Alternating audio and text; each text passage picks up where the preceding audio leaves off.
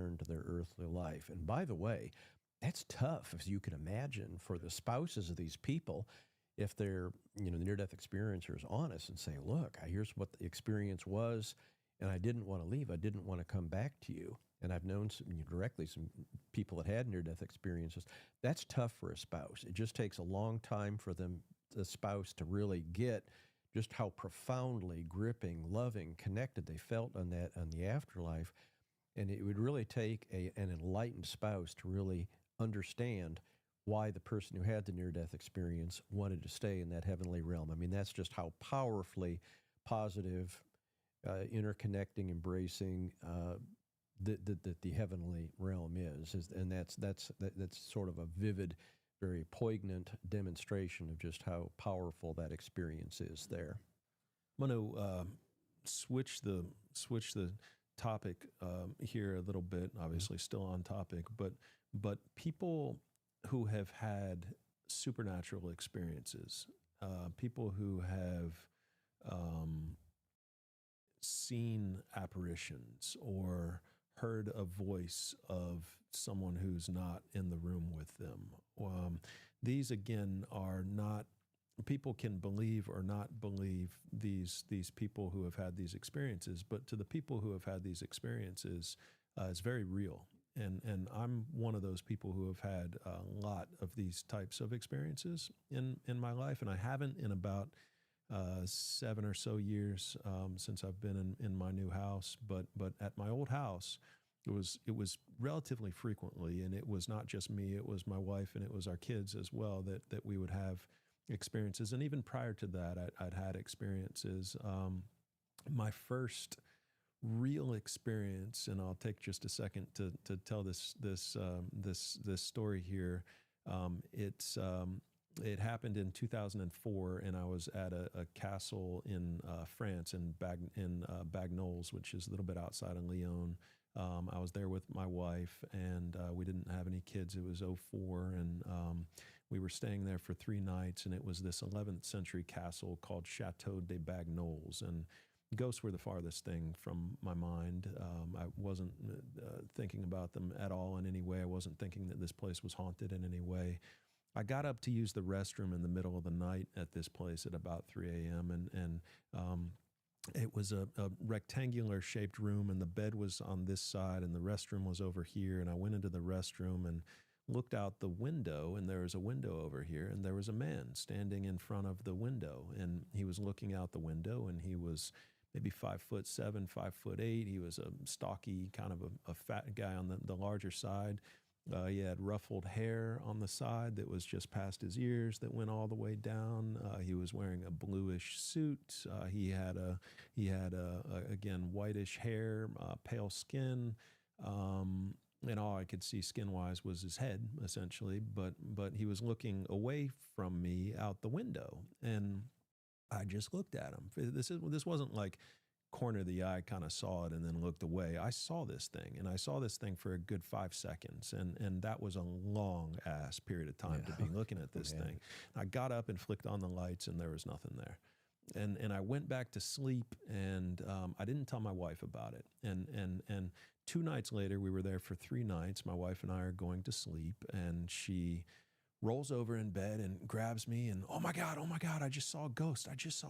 And I didn't tell her what I saw. I didn't tell her anything that I saw. I hadn't mentioned it. I was just kind of went back into bed. I didn't fall asleep, and I had kind of been thinking about it, but this was our last night of our last hotel of the trip, and we were going back to America after the 3rd night, and this was the 3rd night that we were falling asleep, and she saw the same thing that I saw, standing there in front of the window. And people back then didn't believe me. People still don't believe me, and it's one of those things where I have no reason to make this up, and I have everything to lose in terms of credibility. I've been telling this story for 20 years since it happened, but I know it was there, and she will tell you exactly. This is exactly what happened. I'll take a lie detector test. I actually want to get a lie detector test set up in the studio for various times. I'm going to be the first one to take it and to start it, but to have people, experiencers come in, abductees come in, people who have had near-death experiences come in, kind of get them to take take a lie detector, take a test, and kind of, and then talk about their story, and then to really get a truthful, to make sure that the people that I'm communicating with are being completely honest. But so that's coming. But I wanted to share that because I wanted to let you know that I have been looking forward to this conversation for years, not knowing who you were, of course, but years, literally years. And Ryan could see it all week, and my kind of excitement for this talk and to sort of understand it because of some of the things that I've experienced throughout my life, and that being the biggest single life-changing event that probably sent me down this mind wide open kind of a path of, I want to explore ancient Civ, I want to explore paranormal, I want to explore UFO more. It was kind of always something that I was into, but I don't think without that experience that I'd be sitting here talking to you right now.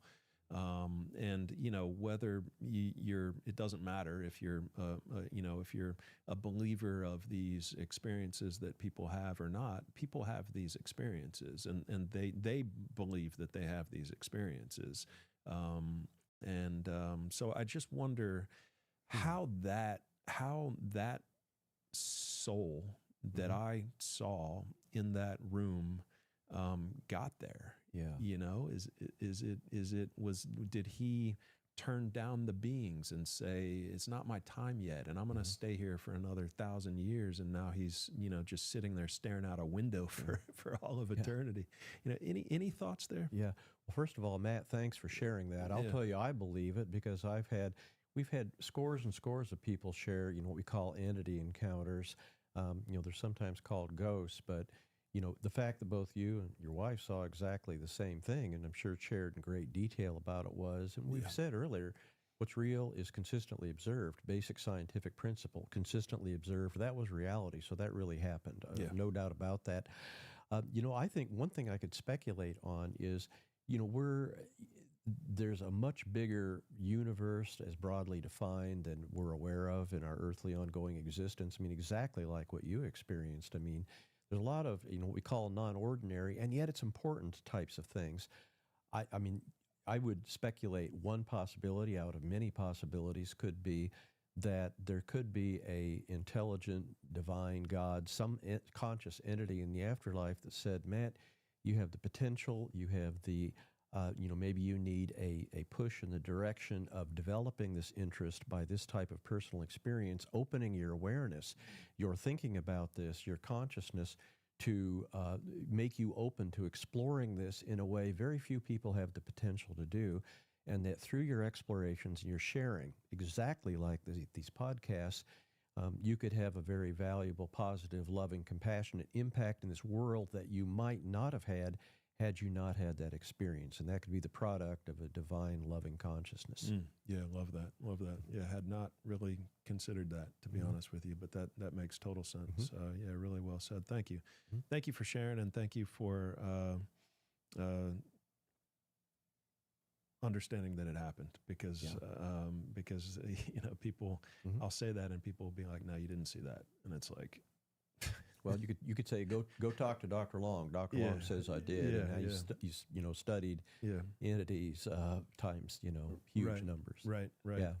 Well, good. Yeah. So there were a couple of big things that you have yet to release or talk about on anywhere else yet. So I was excited to kind of, to break some of that news with the audience today. Which one do you want to start with? Okay. Shoot, Matt, you're saving the best for last, aren't you? This is very deliberate, isn't it? And I'll expand on that a little bit. Just within the last week, several weeks, I've done some research that I have not yet shared with the world, and I thought this would be an outstanding opportunity to share. So I think some really important insights from near-death experience that I've just, one of them I pretty much finished the research on. The others were well underway. And yeah, this is exciting. So let's start out with the fact that we've talked earlier about the fact that near-death experiences can occur worldwide in a variety of different cultures, prior belief systems. So we had just a few days ago, where I live up in Kentucky, my work day was canceled because we had a snow day. So what do you do when you have a free day and it's snow and you can't go outside? Well, I did research. So that allowed me to crunch the data that I had from non-Western near-death experiences. Now let's define that. Non-Western, I and others define that as being countries that are not largely Judeo-Christian. I mean, these are like the Buddhist, the countries, Hindu-believing countries predominantly, Islam-believing countries. So these are countries that have radically different cultures than our typical Western type of countries, such as here in America. Now, the reason that's important to study these types of near-death experiences is that if anyone ever had any thinking that near-death experience is what occurs is due to pre-existing cultural or religious beliefs, this is the best way to investigate that possibility is through these very culturally different near-death experiences. So because we have such a huge volume of near-death experiences on our most recent version of the survey, we were able to identify 51 people that had non-Western near-death experiences. And we did it with all the usual care and criteria for near-death experiences. And as part of that, so here is the largest study of non-Western near-death experiences that had ever been reported. And we'll do it right here and right now for you, Matt, because, well, heck, you asked. So here's what we found. What defines a near-death experience? There's a research criteria called the NDE scale, and that's a series of 16 questions that have been validated to help determine what's a near-death experience and not a near-death experience. So we had, through my wife's heroics, Jody's incredible actions, she was able to get volunteers to translate our survey into over 30 different languages. And that included a number of different languages that are predominant in non-Western countries. So we used exactly the same survey, exactly the same questions, exactly the same NDE scale questions. So for the first time in history, we could compare a large number of non-Western near-death experiences with typical Western near-death experiences, comparing apples with apples, filling out the same version of the survey. So that's never been done, especially with that number of non-Western near-death experiences. So when I was literally a few days old that I finally got all the data, crunched it, ran my chi-square analysis, and I was amazed. Matt, I found that these non-Western near-death experiences are strikingly similar to typical Western near-death experiences. Out of the 16 of these near-death experience scale questions that define a near-death experience, only one was statistically different between the two groups, between the non-Western and the Western near-death experiences. So again, everything that we've talked about here today that occurs during a near-death experience, out-of-body experience, tunnel, motions, visiting these beautiful unearthly realms, life reviews, everything, you see these in non-Western near-death experiences, and you see them in about the same proportion as Western near-death experiences. So once again, I am amazed in my near-death experience research that it doesn't seem to make any difference whether you're, say, a Muslim in Egypt or a Hindu in India or a Christian in the United States or someone with no particular religious belief. Anywhere on the world that you have a near-death experience, what happens, what occurs, is going to be strikingly similar. This study almost single-handedly refutes the skeptic concerns that the content, what happens in a near-death experience, is a consequence of pre-existing cultural or religious beliefs. No, not a trace of that in this. So it's my honor and privilege to bring forward that leading-edge research, largest study of non-Western near-death experiences, and your viewers are going to have, at this point, been the first to hear about it. I'm going to present this later at a national meeting, and we'll be writing that up for scholarly paper publication. But that's what it'll be. Nice, nice. That's so cool. That's so exciting. So, and it's got to just validate everything that you've worked on and that you've been talking about. Yeah, and when I go into these types of research, I mean, I'm always going to let the evidence lead me. Sure. I mean, you go into this and say, wow, I thought these were similar experiences around the world, but you don't really know for sure. I mean, it's my subjective impression, but after you get all the experiences, do the research, and then crunch the numbers, look at the data, now I can say it definitively. They are strikingly similar worldwide. Actually, I had a pretty good idea that was happening because I published a scholarly paper with an Iranian near-death experience researcher I mentioned briefly earlier. In that paper, we had about 20 Iranian Muslim near-death experiences in our written conclusion. In that paper, again, the content of these Iranian Muslim near-death experiences strikingly similar to typical Western near-death experiences, but we weren't really comparing apples with large groups of people completing the same survey and the same questions. We were able to do that. Now we can more definitively than we've ever been able to say before. Anywhere on the planet you have a near-death experience, what happens, what occurs is going to be remarkably similar. Wow, that's awesome. That's really cool. That adds a lot. I mean, not that the current body of work needed any additional. I mean, it's already corroborated by so many people, but that's fantastic. That's really cool, and it just validates everything that you've been talking about. Yeah, it's really just yet another of many lines of evidence for the reality of near-death experience, and we can talk about that. Skeptics, that believe that near-death experiences are a result of prior cultural or religious beliefs. That's literally one of over 30 different skeptical explanations of near-death experience that have been proposed over decades. Now, the reason there's so many of these skeptical explanations of near-death experience floating around is very simple. There's no one or several of these explanations skeptics have come up with that explains anything that happens during a near-death experience, let alone this large volume, the totality of the evidence, much of which we've discussed here today. And so as a result of that, skeptics the skeptics themselves can't agree on any one or several explanations as a group. So that's why they have over 30 and keep coming up with a new one, it seems, every year or two. There's nothing that anybody in the skeptical arena has come up with that explains how near-death experiences could be due to physical brain function at all. Yeah, it's to be skeptical is one thing. When you're skeptical of experiencers, you're really just. I mean, when you have this large of a body of people who have experienced the same thing, and you're sitting there telling them that what they've seen is not true, it's not real. Yeah. I mean, the gall, the gall. just the nerve that people have to sit there who haven't experienced anything for themselves. It just doesn't happen to fit into their belief system. And so they're coming up with reasons why it's not real so that they can maintain their belief system. That's it. Matt, that is a great point, and I'm going to take it and run a little bit. One of the survey questions that we have asked people that had near-death experiences very directly, at the current time, what do you believe about the reality of your experience?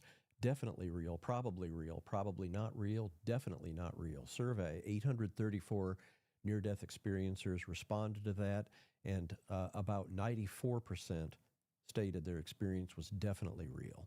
So you're right. I mean, just the arrogance of a skeptic to deny the overwhelming large number of people that overwhelmingly believe in the reality of their near-death experience. And then on top of that, when the skeptics provide explanations for near-death experience, that's crap. It's technically hypotheses. In other words, they're saying this possibly might explain how it occurs. It's a hypothesis, not an explanation. And so how do you determine if the hypothesis holds water or not? Well, really easy. Does the hypothesis explain what's observed? Well, heck no. It doesn't explain anything we see in near-death experiences, let alone the totality. It's just a vivid example, and you've run into this and I've run into that, about just how closed-minded to the point of just being downright weird some of these skeptics can be. Yeah. It gets strange when you get into people's beliefs and the stories that they make up to make reality fit into their beliefs. Yeah. So you mentioned that there was one question out of the 16 that was not statistically whatever. What was the question? Yeah, this happened so quick, and but it was some question to the effect of like.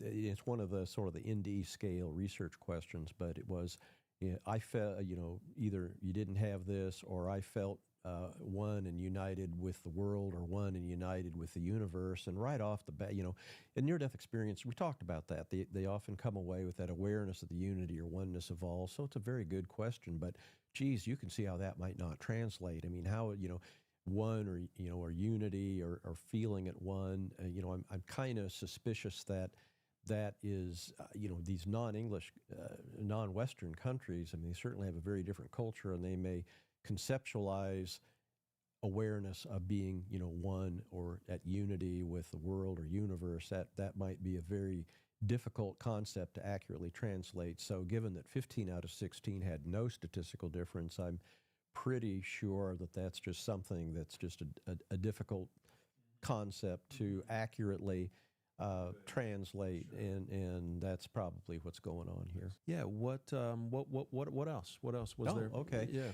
Well, I've been diligent lately, so again, here's another scoop for your viewing audience here, as if non-Western near-death experiences weren't enough. Another thing, Matt, that I've been looking at is what I consider to be perhaps the most, or at least among the most evidential of near-death experience types of accounts. And these are ones that occur under general anesthesia. Now, look, if you're under general anesthesia, under that blanket of sleep, and probably most people have experienced that, I mean, boom, you're conscious, you're absolutely, I mean, you're unconscious. Gosh, we do general anesthesia because you're cutting on the body and you don't want them to have any feeling of pain or sensation or anything. So general anesthesia in general is a complete blanket of sleep. You don't have any sensory awareness at all at the time you're under general anesthesia.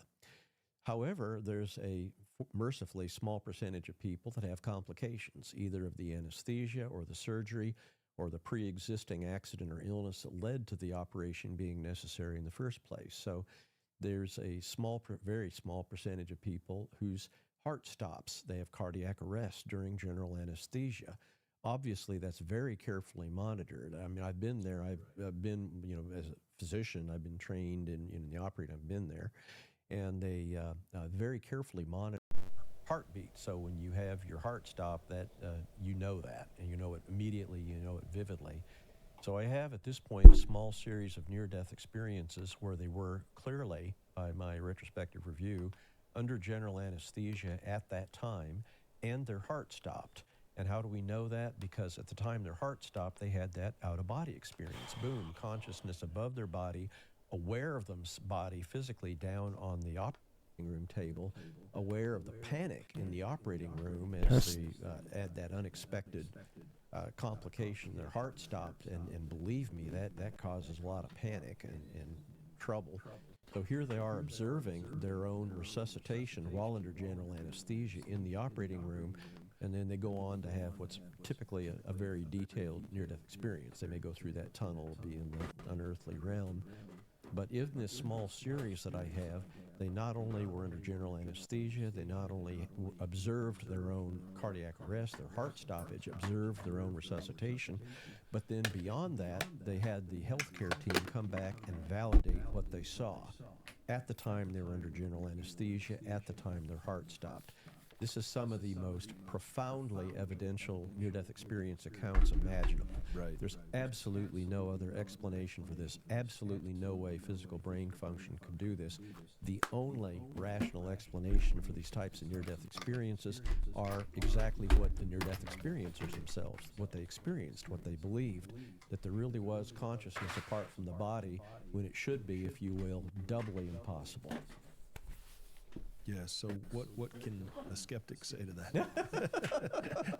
The only choice they have is to disbelieve the near-death experiencers. Right. Heck, if you're a skeptic, I can put you in touch with these people, and you can go. No they won't.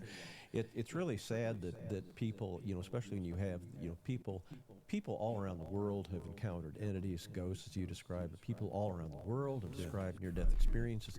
To blow off that huge volume of data just because it doesn't fit into the skeptic's narrow-minded view of the world is really sad. It's not scientific, I might add too. Right. A scientist starts out with observation. You observe what people describe. You observe the experiences they have, and then you develop hypotheses. That's exactly what I did.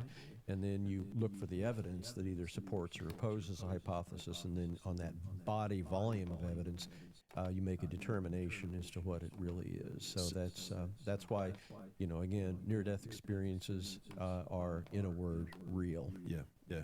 What is there one or two that really stand out from that type of a near-death experience from the general anesthesia? Like a story, a recount of what the person saw and experienced. Oh, yeah. I mean, they're all somewhat similar. I mean, just to pick one out of that small series I have, and I don't even remember. I mean, I'm looking over a lot of these experiences, but there's no question they're under general anesthesia. Why? Because this one had their abdomen open. They had some kind of abdominal surgery that they were doing. And believe me, when you have your abdomen open, you're under general anesthesia and you're asleep.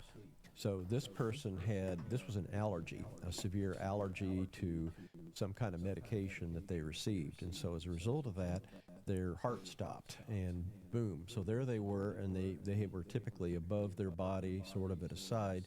And there they were observing their body being open. Now they often have like gowns, covering the surgical area, so it's not as bad as it sounds, but I mean, they're under general anesthesia.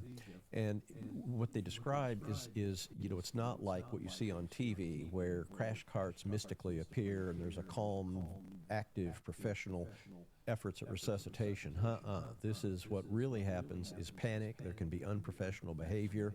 Unfortunately, it's usually the doctor who is and anesthesiologists that are very unhappy their patient's coding. Panic, they can sense the emotions of people there, frightened, and horrified even, and that's all vividly. That's what really happens when your heart stops and you're under general anesthesia. I mean, that's a huge deal. I mean, you not only have to resuscitate them, you've got the operative whole. They're open, their body's open, and you have to deal with finishing it up.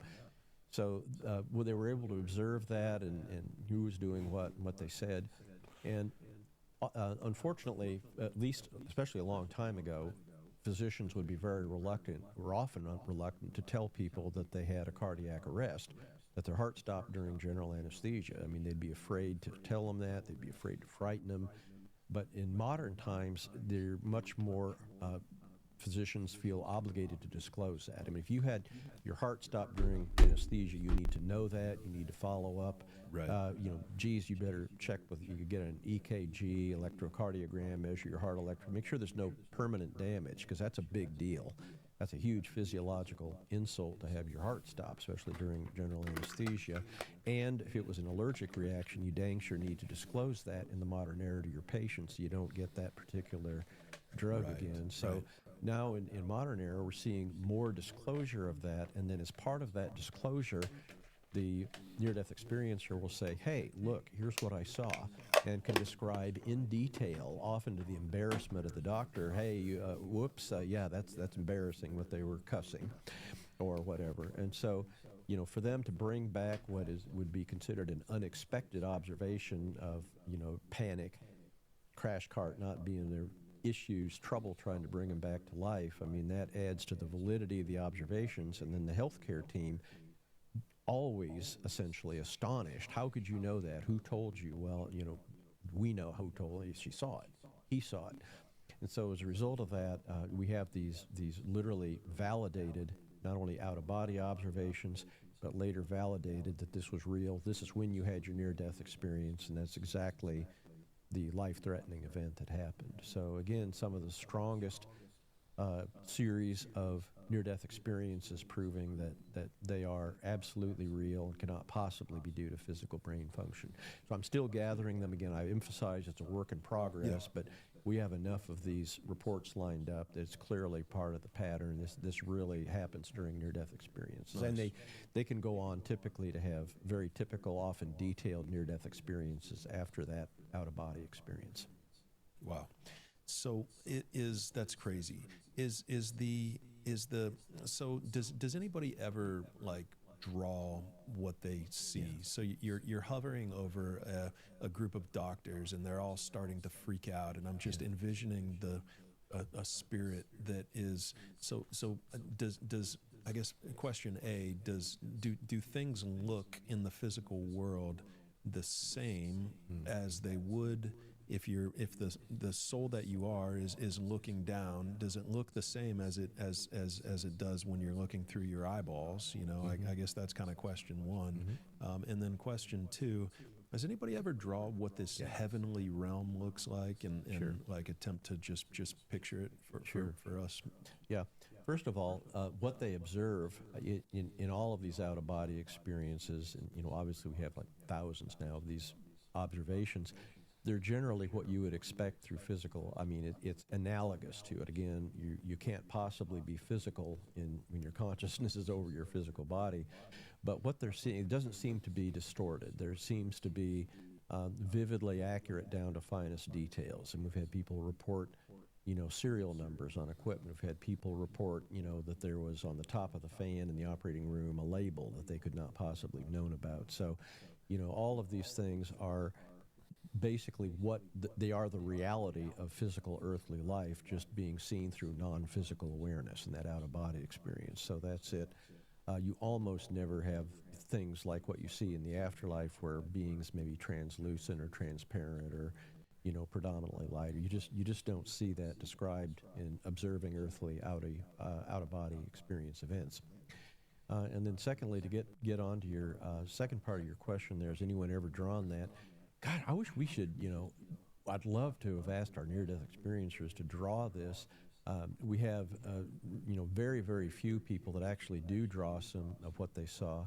Okay, here's one vivid example of that. There was it was an extremely young child, about age 2 or something, right around, even barely 2, who had a life-threatening event and had a near-death experience. And then after that, she would tell her mother basically about her actually she didn't say it, she became verbal about a year later, and then started immediately telling her mother about her near-death experience and some of the experiences there. So part of that was she was in heaven, and what was in heaven, and don't forget it's an extremely young child, well, there was a cookie there.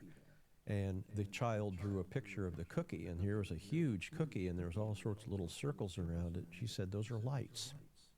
She had no way of knowing that. That's not part of her earthly life. This was literally what was being a part of her near-death experience in a way that she could not have possibly imagined. So we actually have a copy of that picture of the cookie in heaven from a pre-verbal person who was able to communicate that only after it became verbal. But other researchers have collected some of these. That would make an absolutely fascinating additional study of near-death experience. I'd love to have a book published of people drawing pictures of that. We have seen that, and it's analogous to what we've been talking here. You have to draw the picture analogous to what we know here on Earth, and yet it's not of this earth and non-physical in any way. And yet it's one more way that I think near-death experiencers have the potential to convey the absolutely amazing unearthly experiences they've had, to help us, the rest of us, in some way understand a little bit better.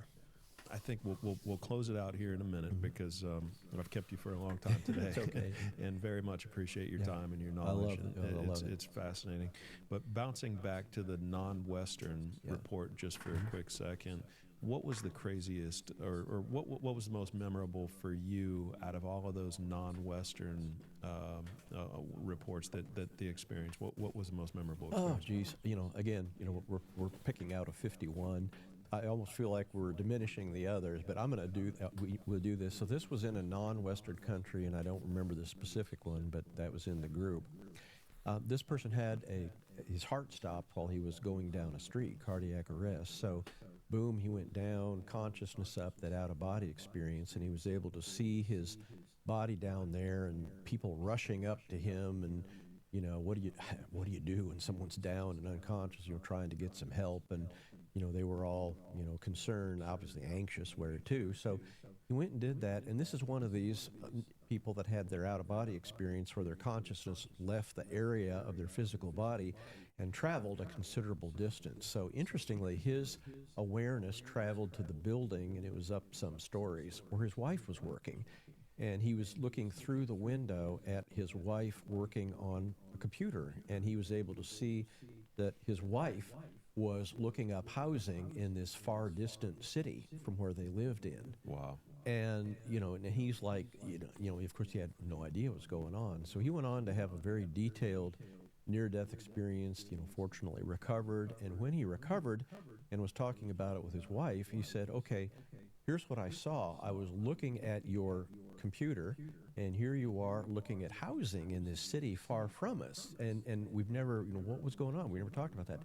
And what happened is his wife had just very recently got a job offer for a job in that far city, and she was not willing to discuss it with her husband because you want to create concern, but she was literally thinking about it through exploring housing in that city that she'd been offered a job in, and that was the first time her husband became aware of what was going on with that. absolutely impossible for him to have known that had his consciousness not been physically there, Right. looking into that window. Right. That's incredible. Yeah.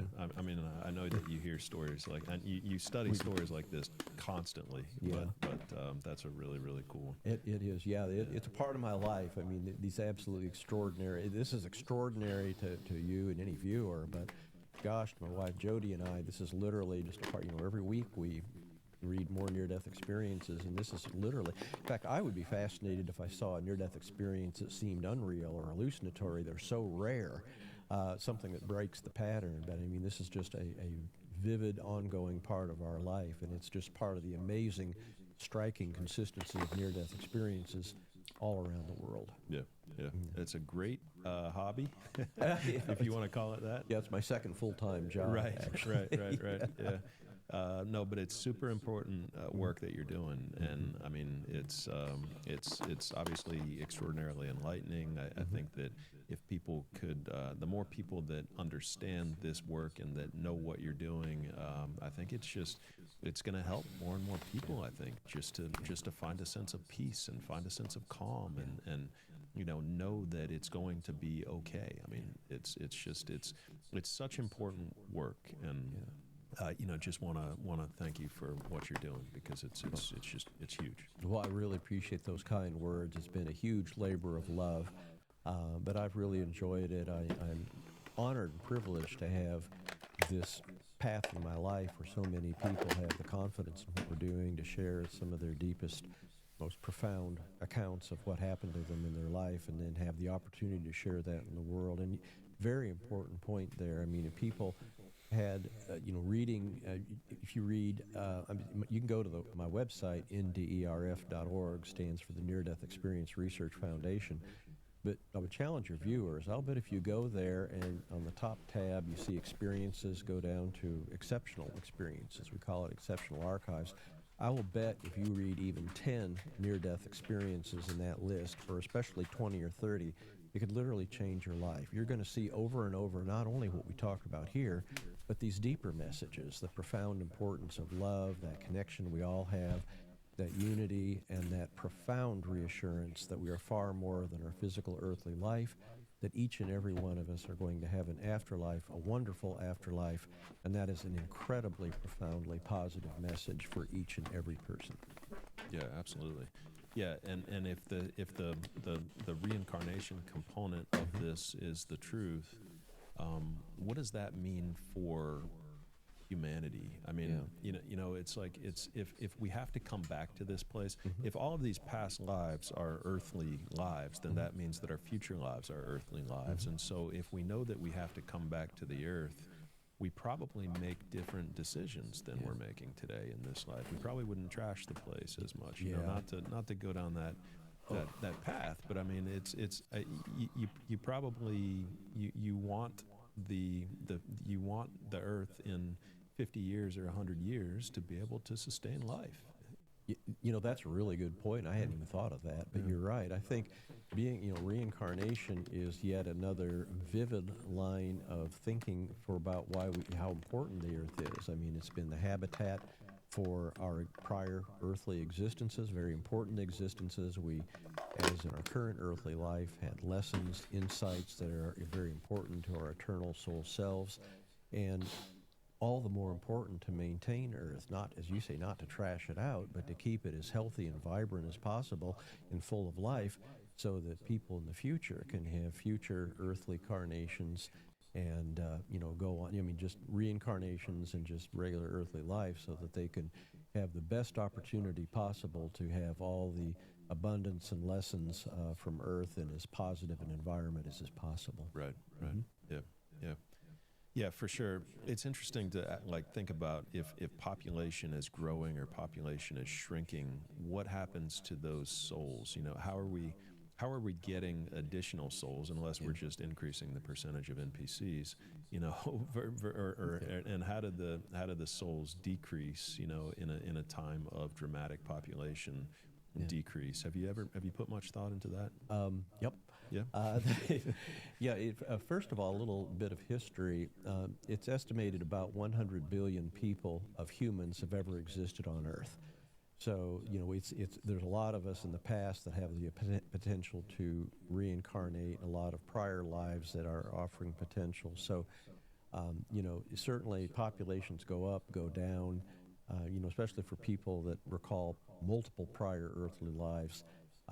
It's just, it's one of those things I just don't, well, I've thought about it. That doesn't mean I understand it. I'm very aware that it's a reality, but I think it's one of those mysteries that I don't understand, again, how it works, how did all 100 billion people have, prior lives, or did they have prior existences on other planets before human beings existed on Earth? So it's just one of these fascinating mysteries, and it's really what makes near-death experience research exciting. There's just so much that we don't know, and yet what we do learn, what we do finally ultimately figure out from near-death experience is all converging on that understanding about very important things, importance of our earthly life, significance, how it all fits together, and it's just all, ultimately every step of the way, these lessons that we've learned, including from reincarnation, profoundly positive insights, even if we don't understand them, and we don't have to understand them all now. I think it's that mystery, don't you think, Matt? It's that mystery, that wonder that just keeps you searching. It keeps you open to other possibilities. It keeps you exploring. It keeps you, basically being open to discoveries and pushing forward that knowledge, not only for our own, but knowledge we can share with all of humanity in a very important way. Yeah, for sure. Yeah, well said. Well, this has to be, I would think, the most comprehensive discussion on NDEs probably that exists on the internet. I mean, I think you're right, and I think that's absolutely true, because this has been such an amazing interview here. So I think that's really important. I think any viewer here can listen to this and come away. I mean, it's a lot of information. I really realize that, and it's somewhat challenging if it kind of is different from what beliefs your viewers might have had. But it's that exactly what we were just saying. Keep open-minded. Keep that investigative spirit. Keep that awareness and acceptance and openness to mystery. Keep exploring, learning your own life, and if you're interested in near-death experience, heck, there's a lot of good material out there. Obviously this podcast is going to be a sentinel event for being a positive source of material, but the more you learn about near-death experiences, I can essentially assure you, the more positively, profoundly, life-changing that you will find it. Love it. Yeah. Well, fantastic. Well, I've got just a little, I give my guests all a little going-away gift. Oh, fantastic. Oh, I appreciate that. Yeah, I don't always do it on camera, but wanted to. I love this.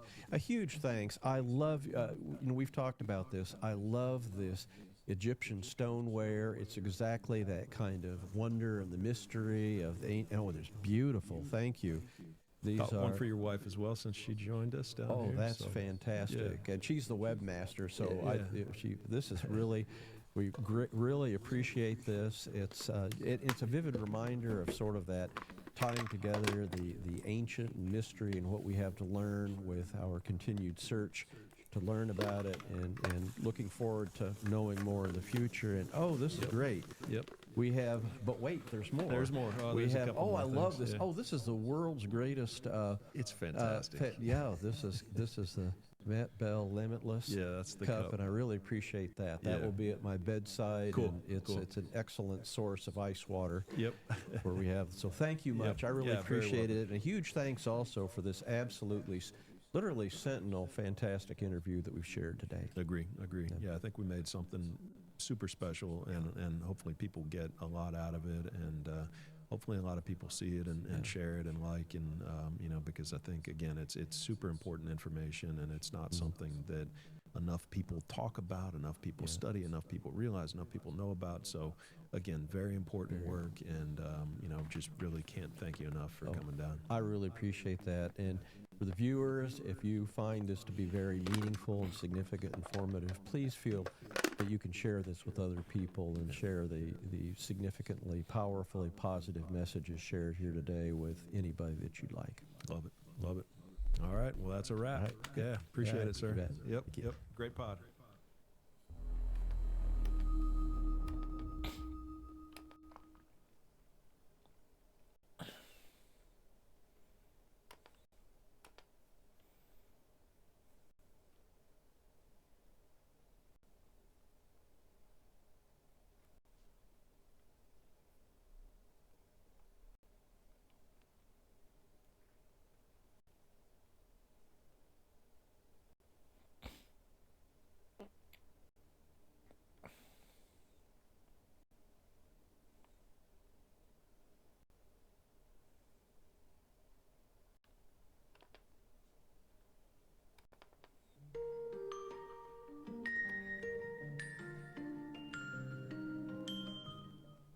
Hey everyone, this is Adam Ellenboss from Nightlight Astrology. Today we are going to take a look at Mercury making a zippy couple of sextiles to Venus and Saturn over the weekend as the Venus-Saturn conjunction is taking place. This little sextile from Mercury will be coming through, so I'm going to give you 5 things to watch for. Given that we've spent a lot of time this week talking about Venus-Saturn, I think this is a good one to throw in. Unfortunately, I also had to come up with a new episode because Ari had to cancel last minute for the final part of our 3-part series on the nodes of the moon and ancient versus modern astrology. We'll be getting back to doing that in the next week or two. He had some stuff. He got a newborn that just came along, so they're busy in newborn phase right now, and he was a little overwhelmed and said, I need to reschedule. No problem. So this is also content coming up at the very last minute without my usual planning. I do apologize for that, but I hope that you'll enjoy this. It is a good aspect to take a look at, one that's perfecting over the weekend, so that's what we'll do today. Before we get into it, remember to like and subscribe. It really does help the channel to grow when you do that, because a lot of people watch but don't subscribe. It's free to do so. It really does help us grow our work and community. You can find transcripts of any of these daily talks on the website, which is nightlightastrology.com. We're seeing if we can get to 80,000 subscribers on the channel by the spring equinox in a few months from now. So help us get there. We'd love your support. On that note, I will turn my screen over, my second screen over to the real-time clock. Alrighty, here we go. Now, what we are looking at here is here we sit on Thursday, January 16th. And what I'd like to point out is that Mercury is already just a couple of degrees in Capricorn at the 12th degree off from the sextile to Venus and Saturn at the 14th and 15th degrees. Let's draw this out a few days. We go forwards within a degree tomorrow on Friday. Then Saturday, January 18th, you'll see that Venus is coming through the sextile to Venus. And then by Sunday, we'll have passed through the sextile to both Venus and Saturn. So we have this aspect forming on the 18th, and, right here. Mercury sextiling Saturn and Venus on the 18th into the 19th. So we'll call this 18th into 19th. That's this weekend, Saturday into Sunday, that you'll really be noticing this. Of course, Saturday, the Venus-Saturn conjunction comes through. You'll be feeling that. Tomorrow into Saturday, I'm doing horoscopes for Venus-Saturn tomorrow.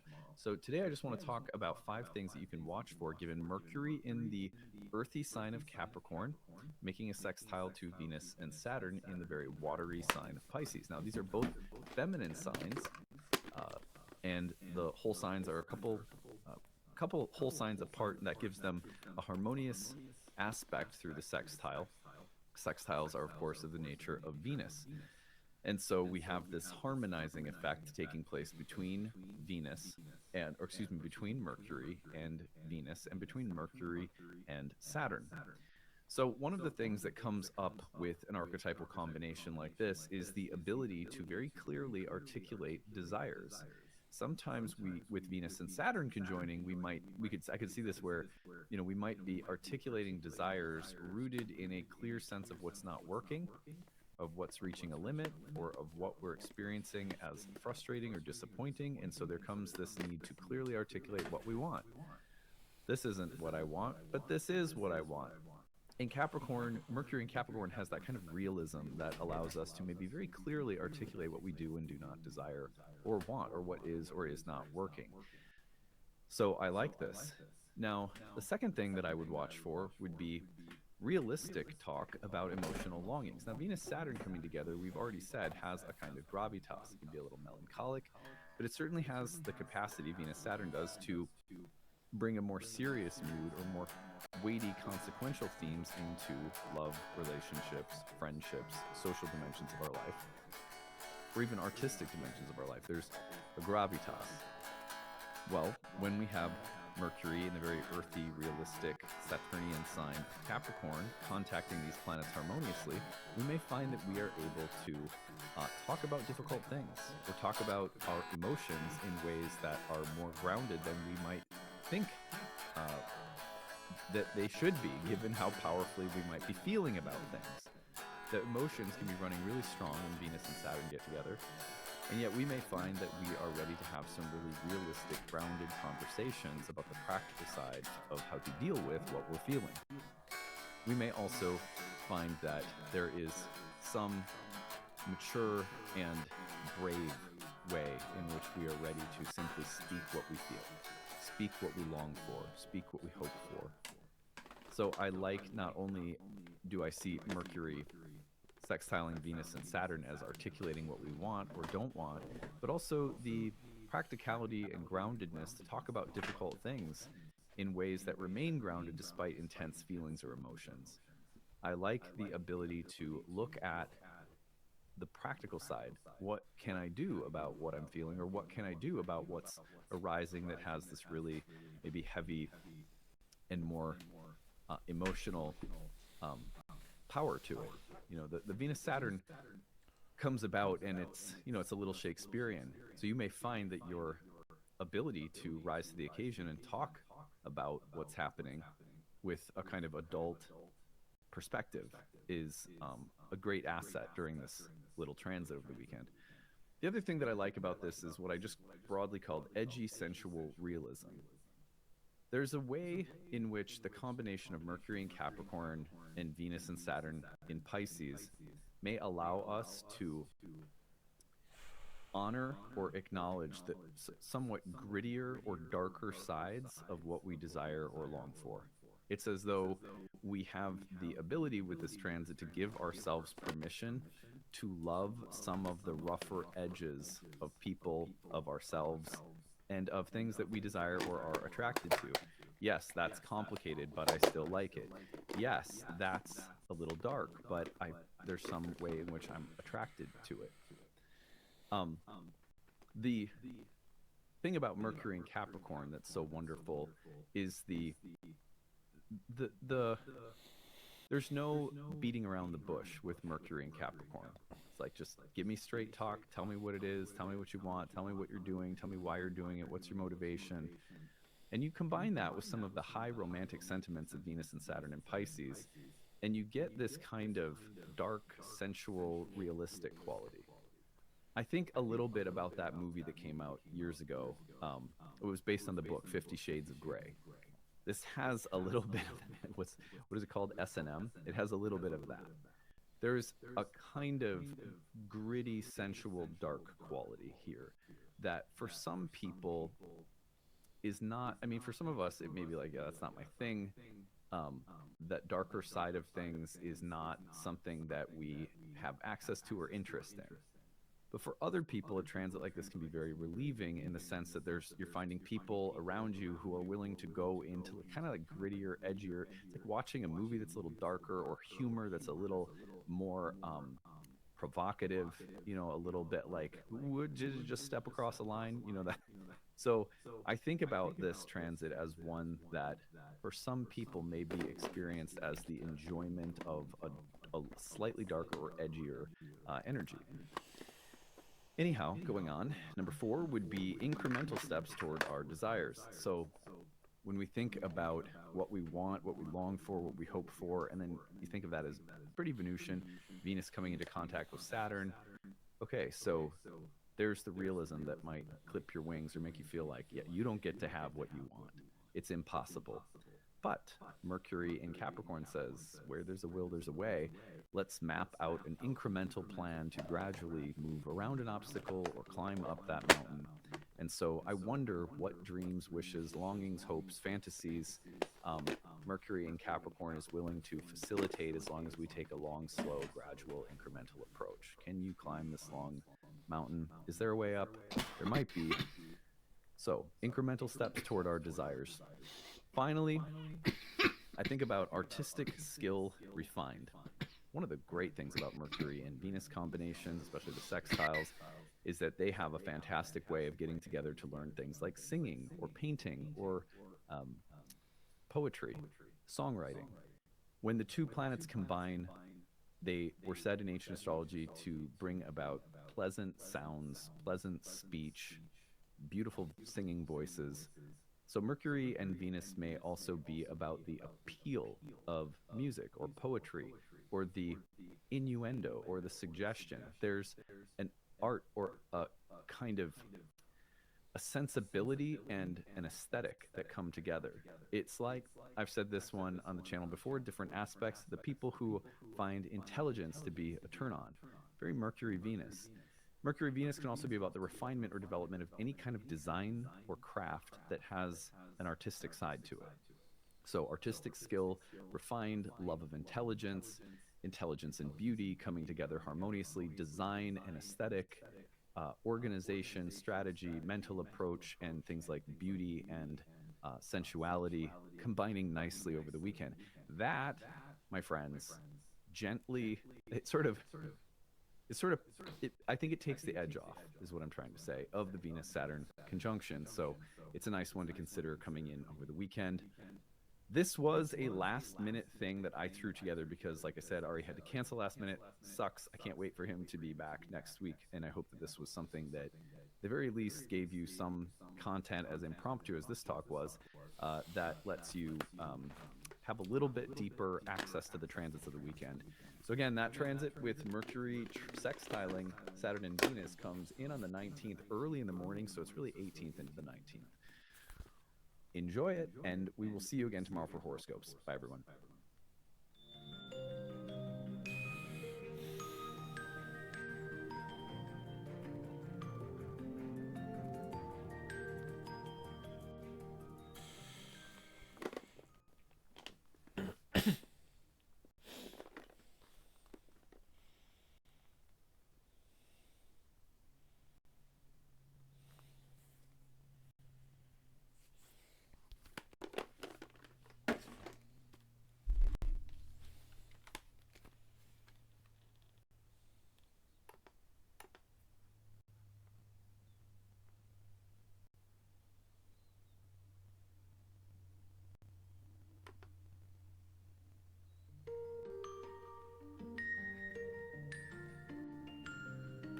The Mars Sun opposition, which is also a major transit this week. It's sort of like the full moon of the Mars retrograde cycle.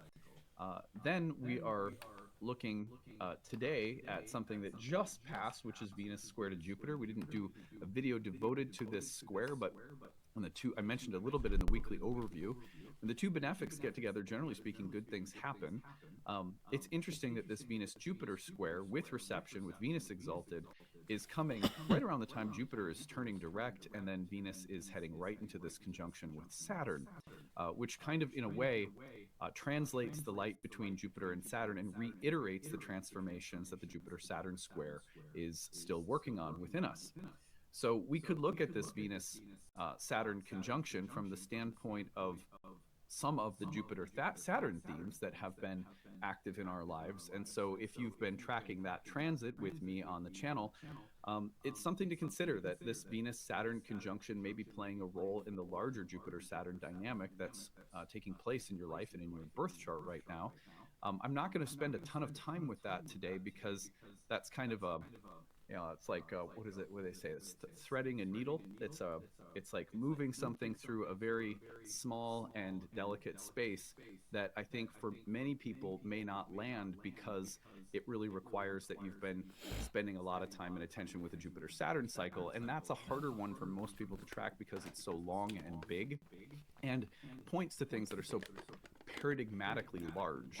So, anyway, I'm not going to spend a ton of time. I thought about it. I was like, but I decided, no, we're going to focus a little bit more exclusively on Venus and Saturn. As we go, I will say just sprinkle in just a few little thoughts about the fact that Venus is coming off from the square to Jupiter and effectively translating the light between Jupiter and Saturn, but it will be sort of minimal. What I'm going to focus on right now is first, let's look at the timeline, and then let's look at some things to watch for, given that Venus is conjoining Saturn. So if we take this forward just a couple days here, we're going to see that it is Saturday into Sunday that Venus conjoins Saturn. It's January 18th, that's Saturday, but you can feel this building once it gets to within about 3 degrees. That's the engagement range, which is today, January 15th. So between now and the 18th, we get the conjunction, and then give it about 3 degrees of separation. That takes us through Wednesday of next week. During that time, the 3-degree engagement range was really the time during which ancient astrologers saw the promise of the contact between the two planets, the promised events in terms of destiny or fate, sort of showing themselves or blossoming. It's a bit like saying, do you feel feel or experience the full moon the morning of, or the morning after, or the evening of. There's a range in which we often feel and experience the promised events of a full moon. And everybody knows that. It's the same thing with transits, and ancient astrologers had a 3-degree range that they used for transits for the most part. So we're going to use that as well.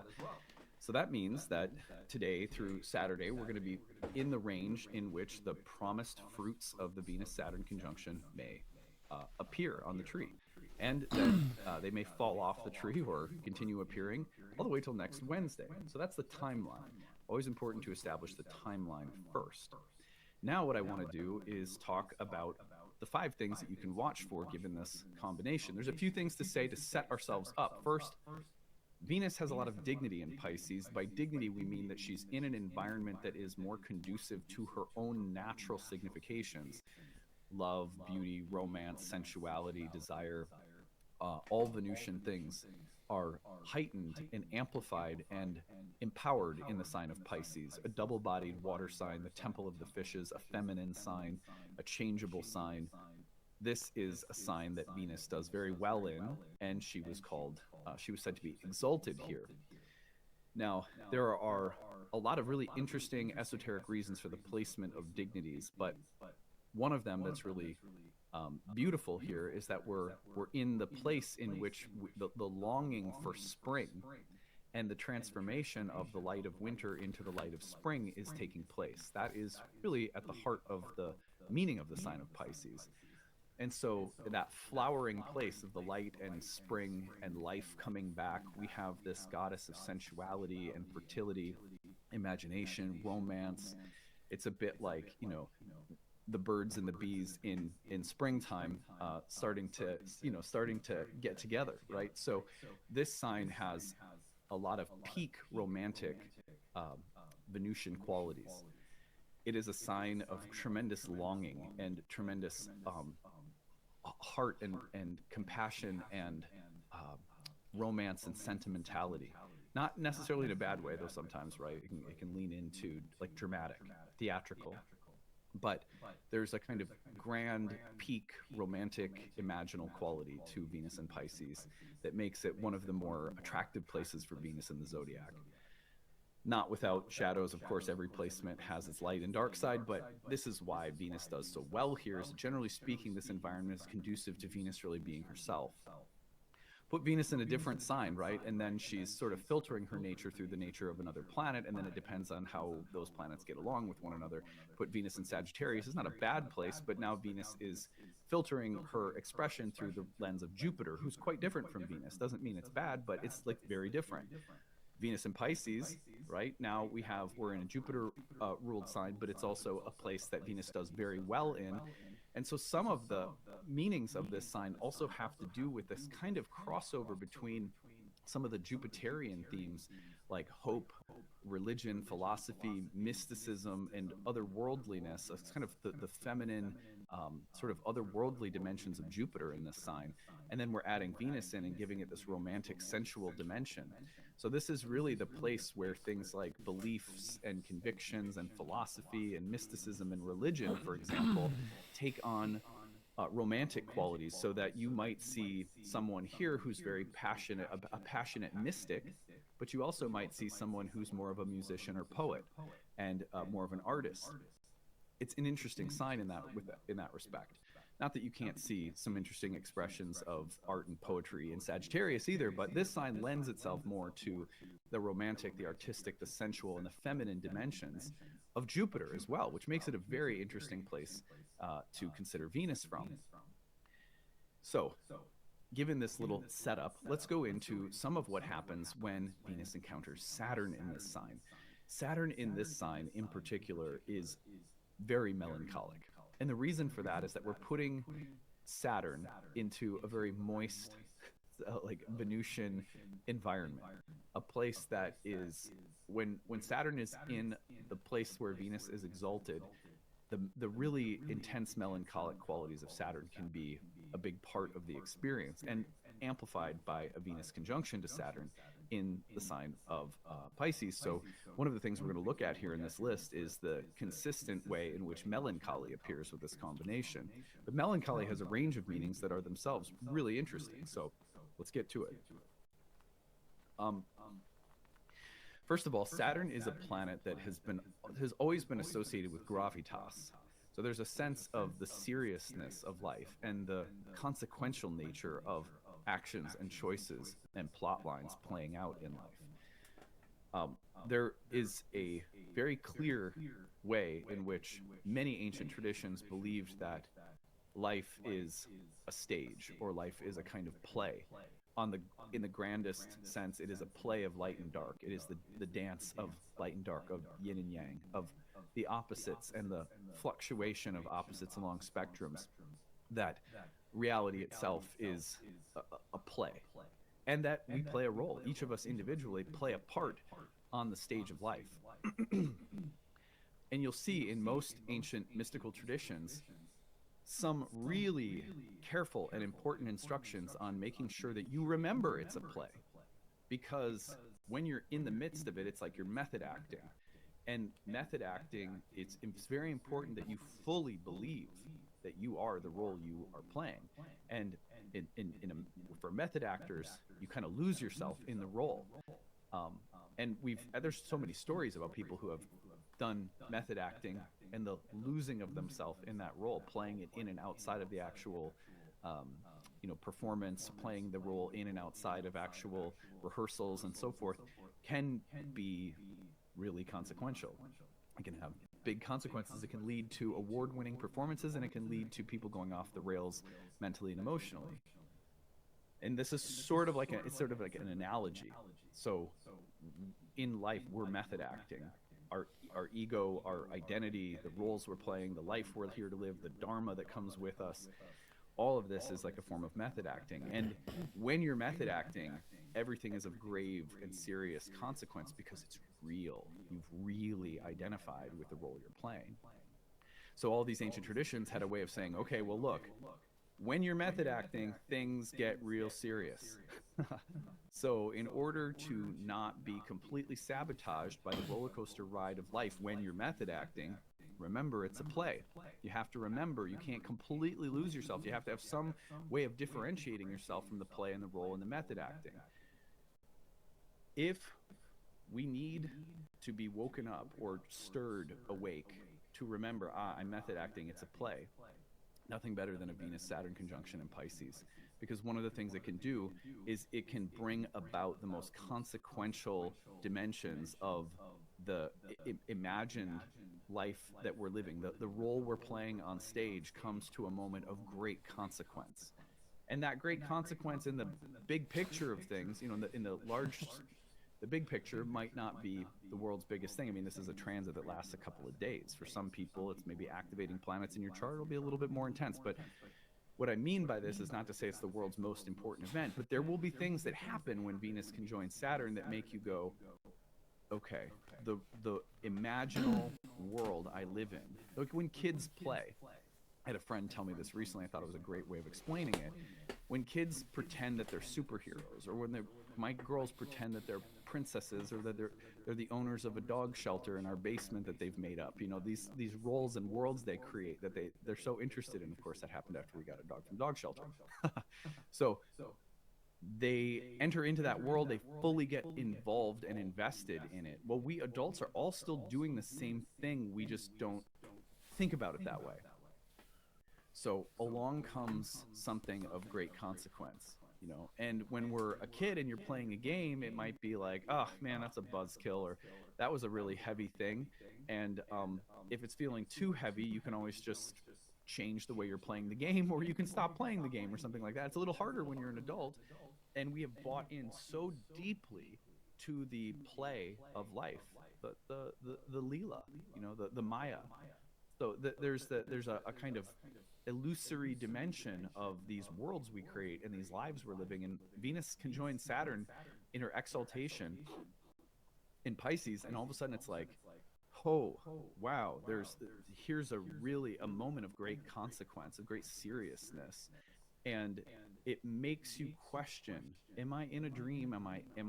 Is this a play? Or it might give you some pause and reminder that this is a moment of a lot of seriousness, and I need to remember that I'm a spirit soul, that this is an experience happening in the material world where there's this play going on. And if I can remember that, then I can go through something that's serious without feeling like everything in the universe is at stake. It's a big part of something like Venus conjoined Saturn in Pisces. Yes, it's consequential, but can I have a little bit of healthy distance or perspective so that I don't become caught up in a moment that, suddenly it's Shakespearean, and it might be, it's not like you have to ignore it or not take it seriously, but you also don't have to get lost in it. All right, number 2, refined, deepened, matured Venus. Venus contacts Saturn, and I've used this example many times on the channel.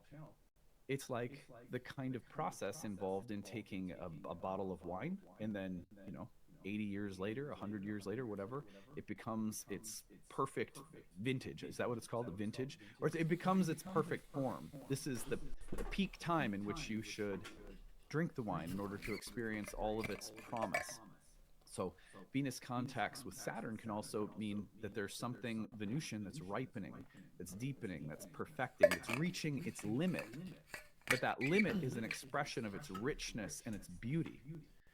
There's certain times in life where you realize, I'm at my peak. I'm at the peak of my game, or I'm in the these are the good old days, and I'm in them right now. It's a very Venus Saturn kind of feeling. So anything that represents a maturation, a refinement, or a deepening of Venus can be felt during such a transit. Watch for that. Number 3 is the death of Venus. On the opposite side of things, we have Saturn representing death and expiration and limit. And from what I understand, with certain wines, if you don't drink within a certain amount of time and they keep going beyond it, I think it can get worse. Now, correct me if I'm wrong for people who know more about wine than I do, but either way, there's like an expiration date. You don't eat the food in the fridge. You don't eat the fruit or whatever it is beyond the expiration date. So Venus contacting Saturn can also be about the natural limit of something, the natural expiration of something. Sometimes it doesn't feel natural, but in a fated or destined way, it obviously is. But it can be about endings around Venusian things. Love, beauty, a style, taste, aesthetic, people in your life, relationships, anything Venusian that says, that's it. Number 4, transitions from one world or era to the next for Venus. See, the other thing that Saturn was associated with traditionally was not just death or limitations, but also about boundaries and thresholds. Crossing a threshold from one thing to another, one world or another, especially when there is a sense of having to leave the old behind, and a death or an ending that serves as a transition was very Saturnian. Well before we had Pluto, Lord of Death and Rebirth, we had Saturn. That entailed the idea of moving from a place and reaching its limit, feeling the expiration, and then moving beyond it. This is why Saturn was associated with mysticism and with people who left the world behind in order to move beyond the threshold of this world into mystical states of consciousness. Saturn was one of the key planets associated with things like hermits, monks, mystics, contemplatives, people who spent lots of times in libraries or monasteries or in prayer, sort of at a distance from the world, seeking an entrance into the other world. All right. So 5 is the melancholic Venus. Now, things that were associated with melancholy that you may not know would be like dark but beautiful feelings, longings, a sense of divine futility or frustration, existential angst, an inventiveness rooted in feeling bored or disappointed with the status quo. So melancholics in the ancient world were a diverse range of people that could be described as melancholic. Some of them would be suffering from melancholy, and others would be living somewhat more productively, let's say, with the condition of melancholy. Poets, dreamers, mystics, anyone who has the experience of being an outcast or of being marginalized or feeling like they're on the other side of a boundary of normalcy or conventionality were all considered Saturnian. So, for example, the black sheep, the outcast, the punk rocker, anyone who is holding a tension between normalcy or conventionality and something other. That tension between the opposites was held by Saturn, was also often a part of the experience of melancholy. Melancholy, if I think back to the 1990s, right, one of the great Saturnian albums, if you think about it from the standpoint of what the ancients thought about Saturn, the great Saturnian album was Melancholy and the Infinite Sadness. It was so beautiful, but so filled with angst and a sort of whimsical depressiveness, a sense of emptiness with respect to the world, but this yearning for things like the stars and faraway romantic imaginative landscapes. That's very Saturnian. Venus and Saturn can bring up just this. It's like an antique store crossed with poetry and music, crossed with a feeling of disappointment that the world couldn't be more than it is. All of that produces some of the most consistent art, music, poetry, mysticism. That mood is common among spiritual people and artistic people. It's not the only common mood. There are others, and doesn't mean you have to be a melancholic to be spiritual or something like that. But the melancholic Venus is very much at play this week. So watch for it. Just watch for that mood, and what's your interaction with it? What's your relationship to it if and when you see it? Or maybe you notice it in someone else around you too. Anyhow, 5 things to watch for with respect to Venus conjoining Saturn. Now, as promised, I want to say, there was a few moments where I skipped past something I wanted to say, just briefly with respect to Venus coming off from the square to Jupiter. So remember that Jupiter, Saturn, I'm just going to say a few little things about this. Remember that Jupiter and Saturn are within 3 degrees of a square to one another still, which means that they are themselves, the fruit on the Jupiter-Saturn tree is appearing. The fruit on the Jupiter-Saturn tree, putting it simply, has to do with major, long-term, slow-moving, developmental, process-oriented changes, paradigmatic changes in our understanding. Our philosophy, our beliefs, our convictions, thoughts and perceptions, and organizing structures, whether that's in work or love or parenting, or it's just, psychologically, you're growing and maturing in your worldview or your personal outlook. Jupiter-Saturn dynamics almost always include transitions from one era to another with respect to the kinds of wisdom or understanding or just our maturity on the level of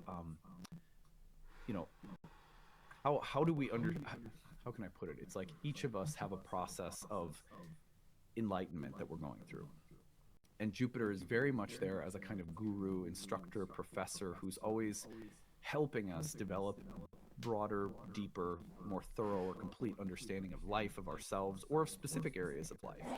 When Jupiter and Saturn get together, they're helping us shift from the exploration of one form of understanding into another, just like I was talking about with Saturn and Venus. So this Venus-Saturn dynamic is participating in a larger, deeper kind of transition. Can you follow that? I hope that should make sense. So everything we just talked about for Venus-Saturn is aiding in this deeper, longer-term process of Jupiter and Saturn revising paradigms and structures in our lives, which we have covered in this channel, many times in depth. Go back and watch any of the videos that we've done on Jupiter-Saturn square since August. There's probably at least 6 or 7 of them. And if you want a little more on that part of it, if you're new to the channel and haven't heard those yet, you might go back and listen to those. But just know that this Venus-Saturn dynamic is actually participating in a deeper and more substantial level of paradigmatic change in our lives. But it's subtle, and picking up on exactly how that connection is being made, that's a more difficult level of tracking for most of us. So that's why I didn't want to spend too much time on it, but enough to say, if you have been tracking that, pay attention to how this moment with Venus-Saturn might be participating in that dynamic. All right, on that note, I will say goodbye for now, and we will see you again. We've got horoscopes, and then the final installation of my conversations with Ari. We're going to be reading a chart together and comparing and contrasting, traditional approaches to the nodes of the moon and modern traditional approaches to the nodes and the modern evolutionary approach. So enjoy that too. All right, see you later. Bye.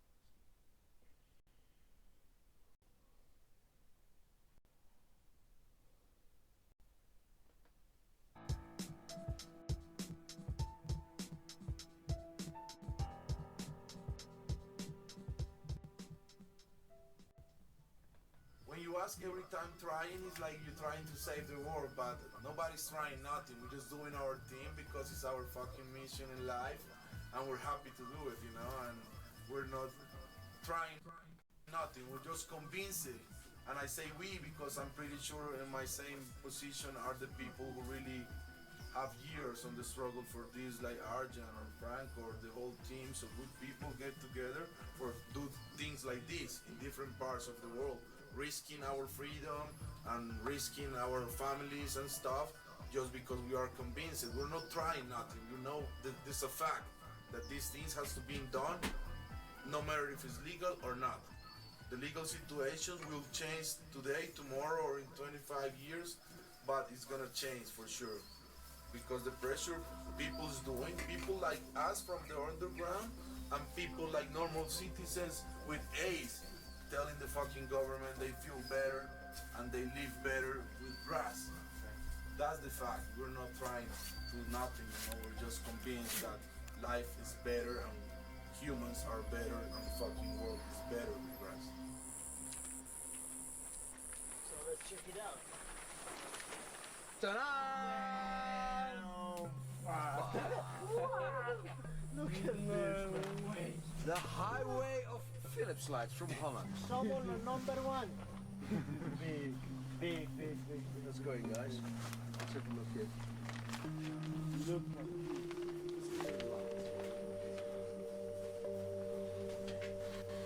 Oh, wow. I've got that track on there. Oh shit, that looks cool. What? Specific.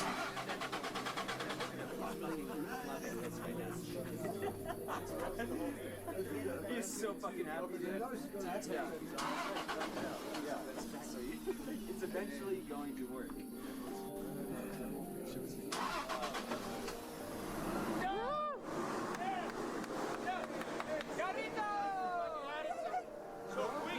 He's smiling less than he was when I wasn't working. Yeah, you see this country, there's a lot of issues with the guerrillas, with bandits, with paramilitaries, with police, with armies. It's a hard country. Everywhere where you come, you see people going in prison, people dying. The guys we have with us, they lost their brothers, their fathers.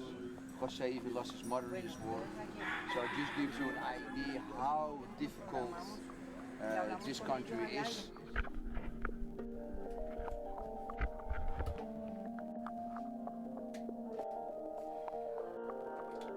Aquí se da café, se da plátano, se da yuca, se da maíz, se da racacha, se da lulo, se da tomate de árbol, se da la mora. Es un territorio muy productivo.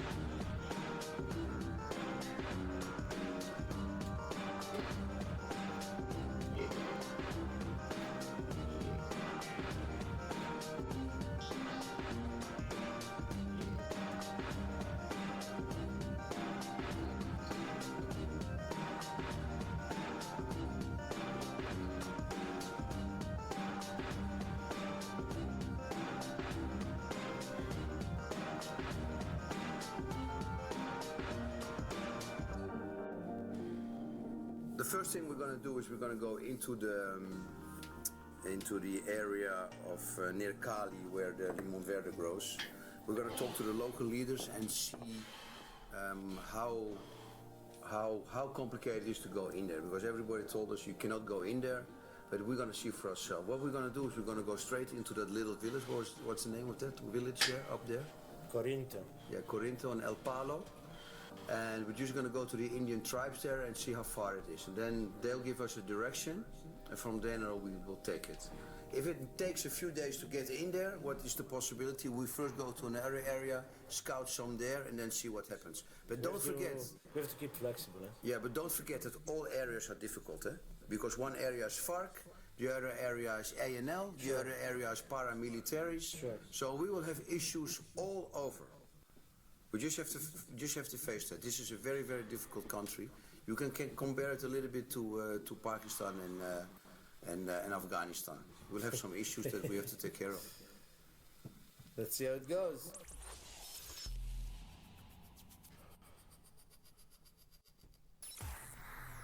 Hey, so we stay one night here and tomorrow fly to Cali, no? Yeah, let us go. Yeah. No, we lost them. I think we should keep getting out of here, though. Yeah, let's keep moseying. Everything is real. We had like 40, 50 people going mad, throwing shit to the car. Then the cops came and we had to make a quick evacuation with 2 cop cars. But we got out of there. And we're going to sleep for 5 hours, and tomorrow morning at 5 o'clock, we're going to take the airplane to Cali. We are in the Cali area. It's the southern part of Colombia. It's where the Verde Limon land races is hiding. So we're gonna go see if we can find it. Here. We need rocks. There's no more green rocks. Rocks. I don't have rocks here.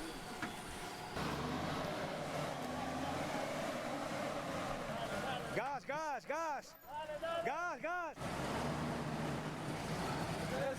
Eso. Chancleta, que va para arriba. No. Nothing good. Oh my God. Can't forget it, guys. We're gonna walk. We try one more time. Hi, Jack. This is good. It sucks. I'm fucking tired. Hopefully we don't have to get up at 7 a.m., you know? We have 2 more days. Man, welcome to my world.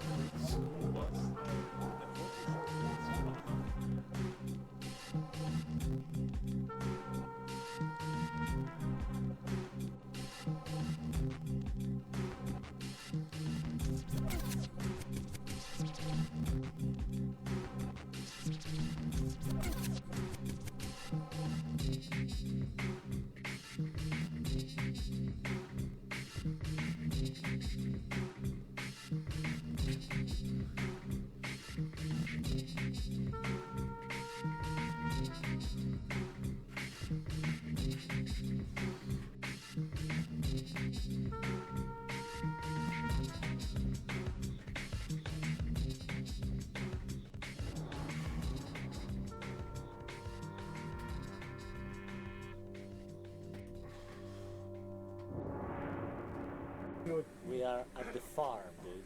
Frank, did you see his hash machine, man? Maybe somebody's gonna put an M16 in your Coolio tonight. Coolio. You fucking ass. Better don't understand.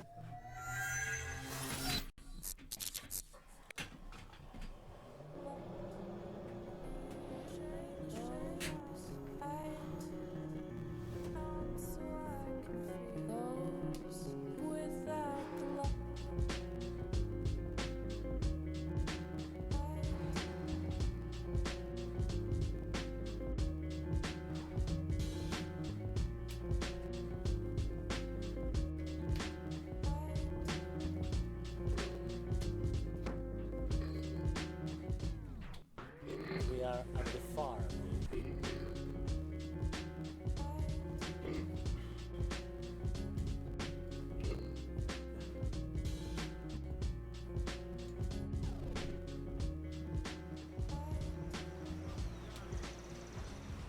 This is 8,000 plants per hectare, and there are 2 hectares on this, so 16,000 plants.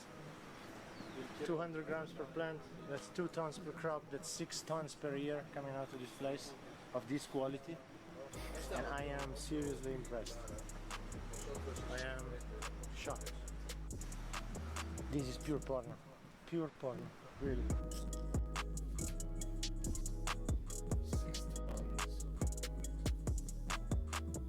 It's really, really nice to see other parts of the world, people developing themselves and becoming great farmers, you know? And if we fight this war all together, all over the world, all these farmers, in the United States there's no way back, in Canada there's no way back, in Colombia there's no way back, in Holland there's no way back, in Spain there's no way back, and we all work together, all the breeders and all the growers, we can win this battle after 50 years of madness.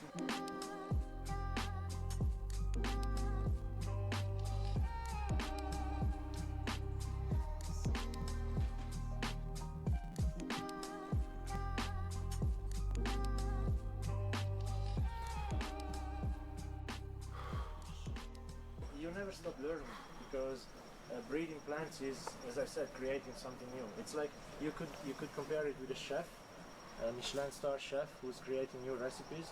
The ingredients are almost infinite to combine, and the way you can combine it is almost without limit. And it's up to the talent and the art and the knowledge of the chef to combine them in the way to create something good. And you can see it a little bit the same way. So do you consider yourself a chef? A green chef, for sure. What is this haze? Kush, the same kush but with a tint of haze, a fino, that is more sativa. More sativa. Oh, perfect, man. Fuck, we need a clone of this one, mate.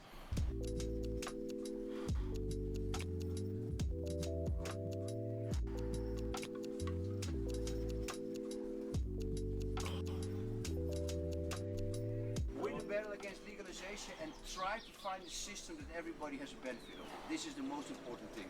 Because now, as you look, we are in a great plantation, but it's still very lean. Right.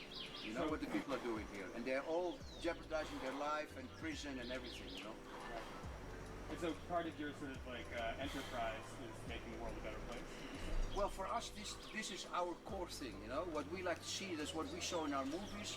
For example, St. Vincent and Trinidad, we did that in one movie. You go to Trinidad, you have a curfew at 6 o'clock. Yeah, they banned all the marijuana on the island, all the cocaine is coming from South America through Trinidad. There's shootings in the street, there's arms disappearing, there's corruption. The whole island went down. Compared to cocaine, is there more people in prison for cocaine or for marijuana here in Trinidad? Marijuana. Yeah? You go next door to St. Vincent, everybody can smoke marijuana. There's great tourism going on. The cops are laid back, the government is laid back. There's a whole different vibe in the streets. Right. So, two countries very close to each other, yeah, 20, 30 miles, and you see a complete different vibe, the way the government operates against the local drugs. Right. And people and the government should see this. This is also one of the reasons that Holland basically kind of legalized marijuana a very long time ago in the 70s, because we saw the benefit of it.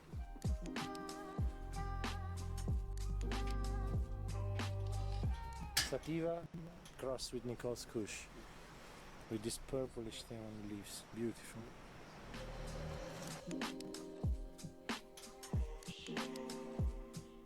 And they have a little bit of rust, a little bit of white fly, but they're healthy plants overall.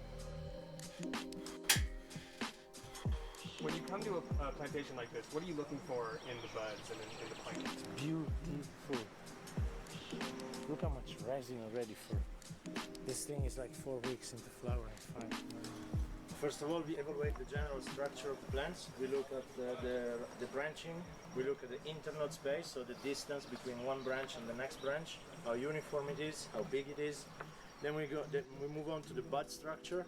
We look how close the bud is, how tight it gets. Now these plants, considering they are 3 weeks, 4 weeks away from harvest, they are already very, very well developed. We examine the resin, the quantity of the resin in general on the bud, on the leaves, on the leaflets. Right. and then we can evaluate even the calyx to leaf ratio, even though it's a little bit early to do that at this stage. But we can see the proportion between the number of calyx and the number of leaf in the bud. And the more calyx, the less leaf, the better it is, of course, because the final product will be easier to manicure. Right. And then we can start evaluating the more personal, the more individual side of the situation, which is the smell in this case, because plants that have this amount of resin already have a good smell, something that can tell you how good it is already, how strong. So it's. And then from here we wait a few more weeks and we go on, and then when the product is finished, then we can finally evaluate it 100%.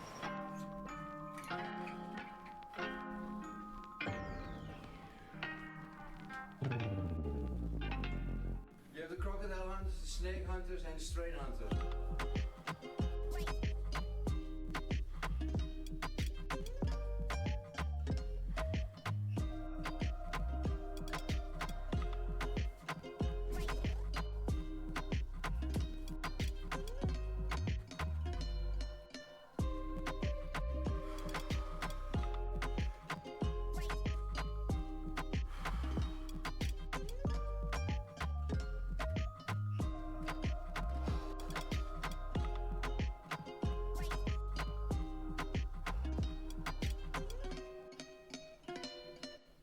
I love it too much.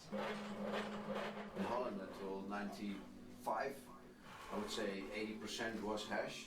Still the old generation smokes hash. And then after it became marijuana, but in other countries, in North Africa and in Malana, for example, or in Nepal, it's all hash smoking countries. But we smoke both.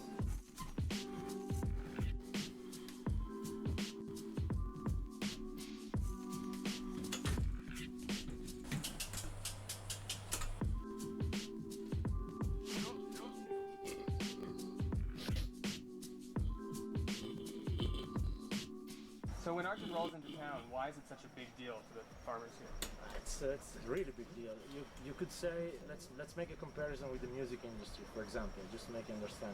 If Ariam would be one of the biggest music producers in the world,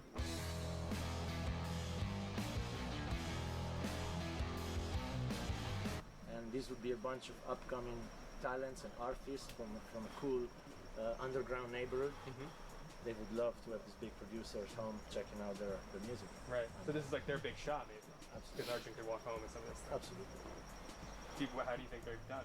If this is an audition. I think looking around is pretty impressive. I mean, I've been looking at marijuana plants for the last 20 years of my life. Right. But this is pretty impressive. So why do you come up to these places? Like, what are you getting out of this? Basically, we evaluate what they're doing here.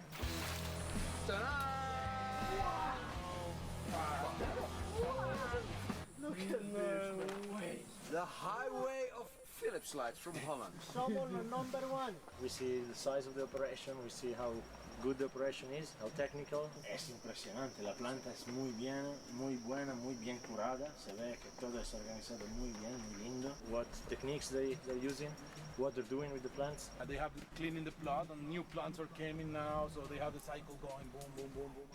How far they space them, how they feed them, how they grow them in general. And it's really amazing to see the development here, because this is a place that is very natural, very organic, yet very high-tech in a way. Even though it's a simple construction, you can see that every technique is applied properly and thought of. So it's very well planned. The logistics are amazing. On a size like this, the logistics is very impressive. And so, can you describe like the strain of weed that they're growing here? Like this one is the Nicole's Kush. It's been created by our friend Elgato. And it's a very particular plant because it's really cushy. You can definitely smell the kush in it, but it's a lot more fruity, a lot more flowery in the smell than just regular kush. Right. It loses some of that earthy feeling of the kush, and it gains some fruitiness. Very special. And the fruitiness is about a flavor thing, not about like a high. Absolutely, but it's mostly about flavor. Talking about the effect, we smoked it already yesterday, and it was really strong, really physical, like a kush should be. Very body relaxing, very couch locking. Right. So. And it's a sativa, or no? It's more of an indica. It's a hybrid technically. It's not a pure indica, but it's more towards the indica side of the spectrum than towards the sativa. And what does that mean exactly? It means the sativa plant and the indica plant are the two extreme of the spectrum, and then let's say 99.9% of all strains that you see around are actually hybrids in between these two extremes. Right. Pure sativa and pure indica are very difficult to find, maybe impossible nowadays, because of the evolution of cannabis. And so what are we doing with the land races? Can you explain that in comparison to what we're looking at here? Sure, land races are different in this, just because land races have not been influenced by external genetics. The land race is typical of one area. For example, in this area we look for the Verde Limon land race of Colombia, and it's something that is really in this area for a long time. When we say long time, we mean maybe 50, maybe 100, maybe more years. Without influences from external genetics, so without people bringing seeds from abroad or from other areas and starting cross-pollination. And why is that important to find those? It's important because it's creating a very important database. There are many land races around the planet that are not preserved at the moment, and that contain very unique cannabinoid and terpene profiles, and these are may be useful in the future for creating new medicine, for sure useful in the future to create new recreational strains, new flavors, new effects in cannabis. So do you feel like it gives you a leg up on the competition to like go out and find these land races because your palette is sort of bigger? Sure, absolutely. So the bigger the library of genetics, the better the breeding can be. And so you're excited to see these again because you can bring them back to Amsterdam and then start working on them. Working with it, of course. Selecting first the individuals that deserve attention and then inbreeding them with themselves, so preserving the real genetic without influence, or using the genetic for crossings, finding something that can go good with it, try a cross, see an F1 hybrid generation, select interesting individuals from that generation, and create something new. And why do you love creating something new? Because cannabis is about variety. The beauty of cannabis, the power of cannabis, is its variety. It's the fact that there are so many flavors, so many effects, medicinal and recreational. It's a plant, but it's not one plant, it's thousands of plants. And we contribute to this. And for us, this is what we do. This is who we are. This is why we call ourselves strain hunters, and this is why we put passion in what we do. And you're kind of like crazy scientists too, because you're like searching the world for all these things. I like to say breeder, you know, that's farmers, that's what we are in the end. Right. We're not really scientists.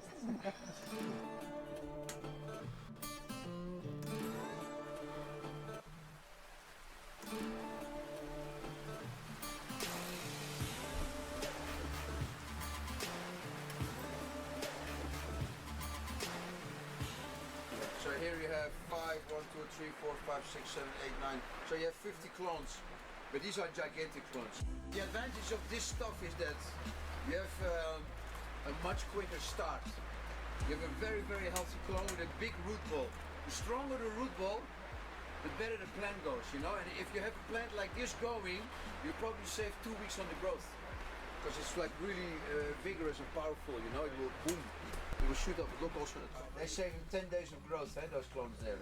He can already from this mother cut this size, directly cut this size. Boom. Exactly. And you see how efficient the darkening system is? Perfect. Fucking the cheapest, best way to keep the light. Look how strong it is. You can really bend them and like they don't crack at nothing. The quality of the clones is like really, really strong. You see? And also here the old style razor blade. Yeah, you see you still do it. Yeah. Look, here is the old style razor blade. Yeah, look.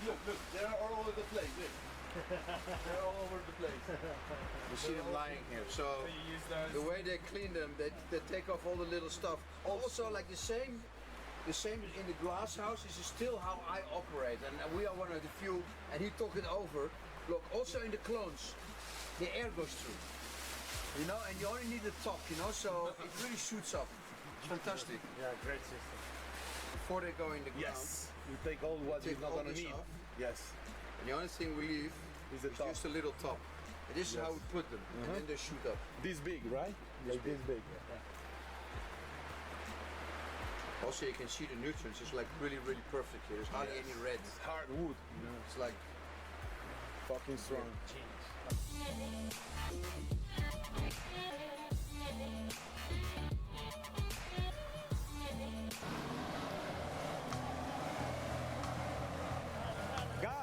Gas!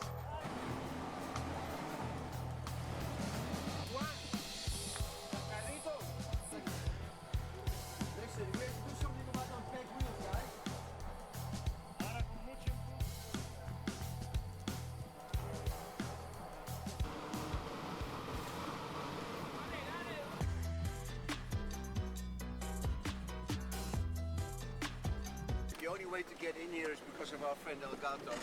Otherwise it would be like a mission impossible. You need trust for months to get trust with the local people, and because through our connections and Elgato's here in Colombia, we can get in very quick and very easy.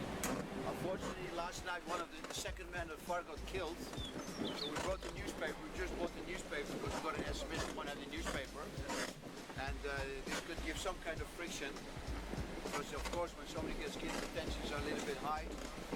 So we'll see how it goes down today. And it was not far from it was 100 km away from here when the second man of the FARC got killed yesterday with 6 other rebels. So we'll see how this comes out. They know better than anyone else where we can find the more isolated patches, the ones that have been really inbreeding, the areas where one family controls one big field and every year they keep planting and planting and planting from that field and making seeds in the same field. Right. And that's when we know we are onto something really special.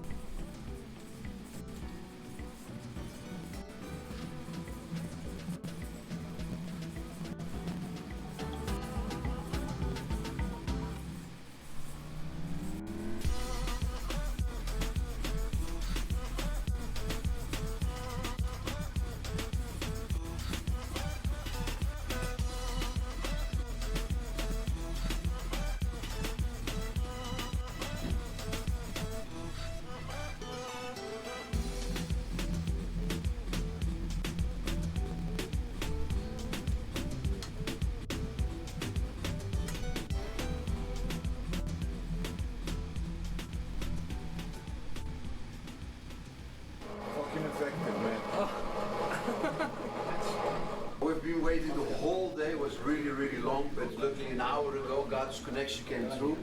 We spoke to a community leader, and tomorrow morning at 5 o'clock we're going to leave.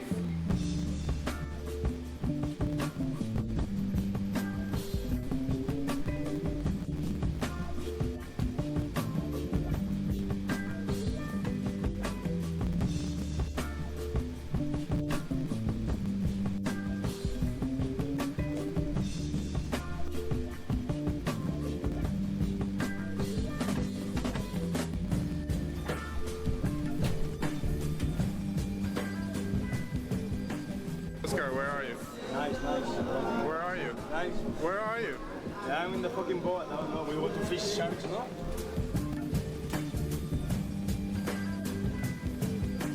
Yeah, I'm in the fucking boat.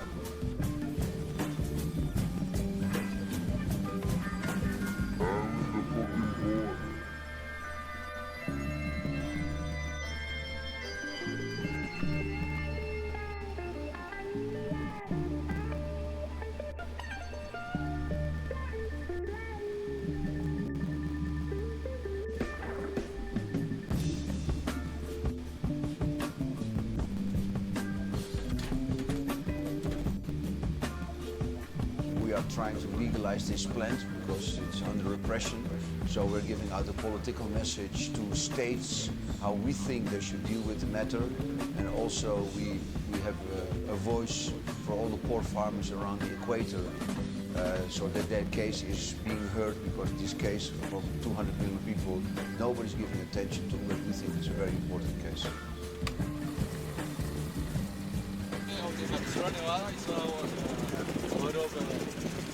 Hot, bro. Marijuana. Colombian gold. Colombian gold.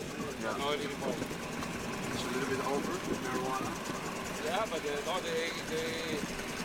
don't use it because.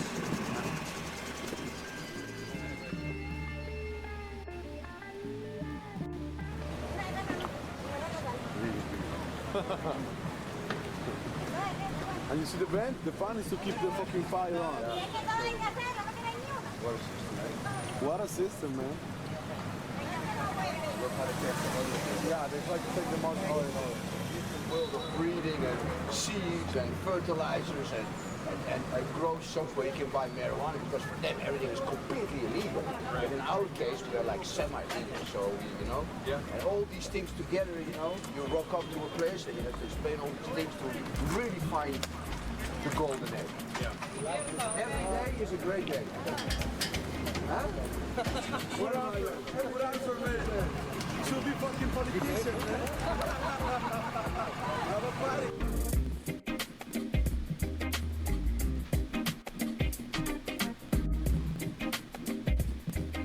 We are somewhere in the inland of Santa Marta. We have a standby situation because of shooting and conflict in the area. So we are just trying to figure out if we can get a field.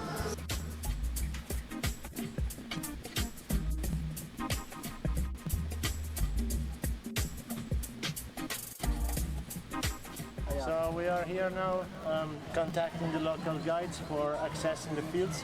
The fields are Colombian Gold and Punta Roja. And we're going to visit a group of militia, local paramilitaries, that are going to escort us and guarantee our safety here. So this one's It's Strain Hunters Colombia.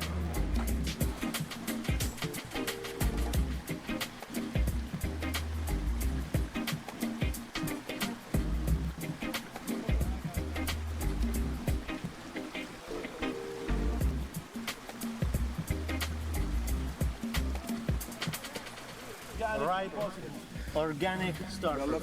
I didn't buy it in the shop. So we just arrived at the camp and we're speaking to the owner now. And we're going to visit his field. We're going to see how many plants there is and what kind of variety. It's all looking good. We had a nice 1 hour hike up the mountain. And some star fruit. Some star fruit on the way. We find some shrooms. Some mushrooms. Some Colombian cubensis. I found 3 of them, like on my tattoo. 1, 2, 3. Beautiful. And we're going to see what comes out of here. It's all looking good.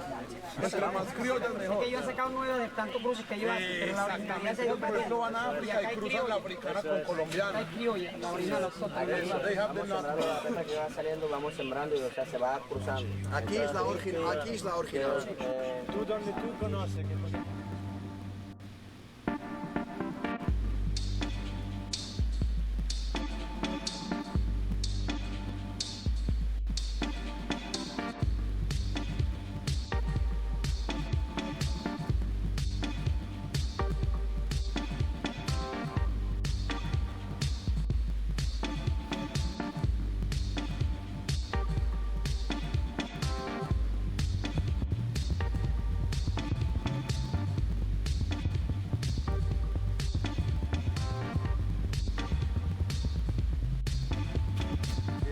What do you think? You see all the little red dots?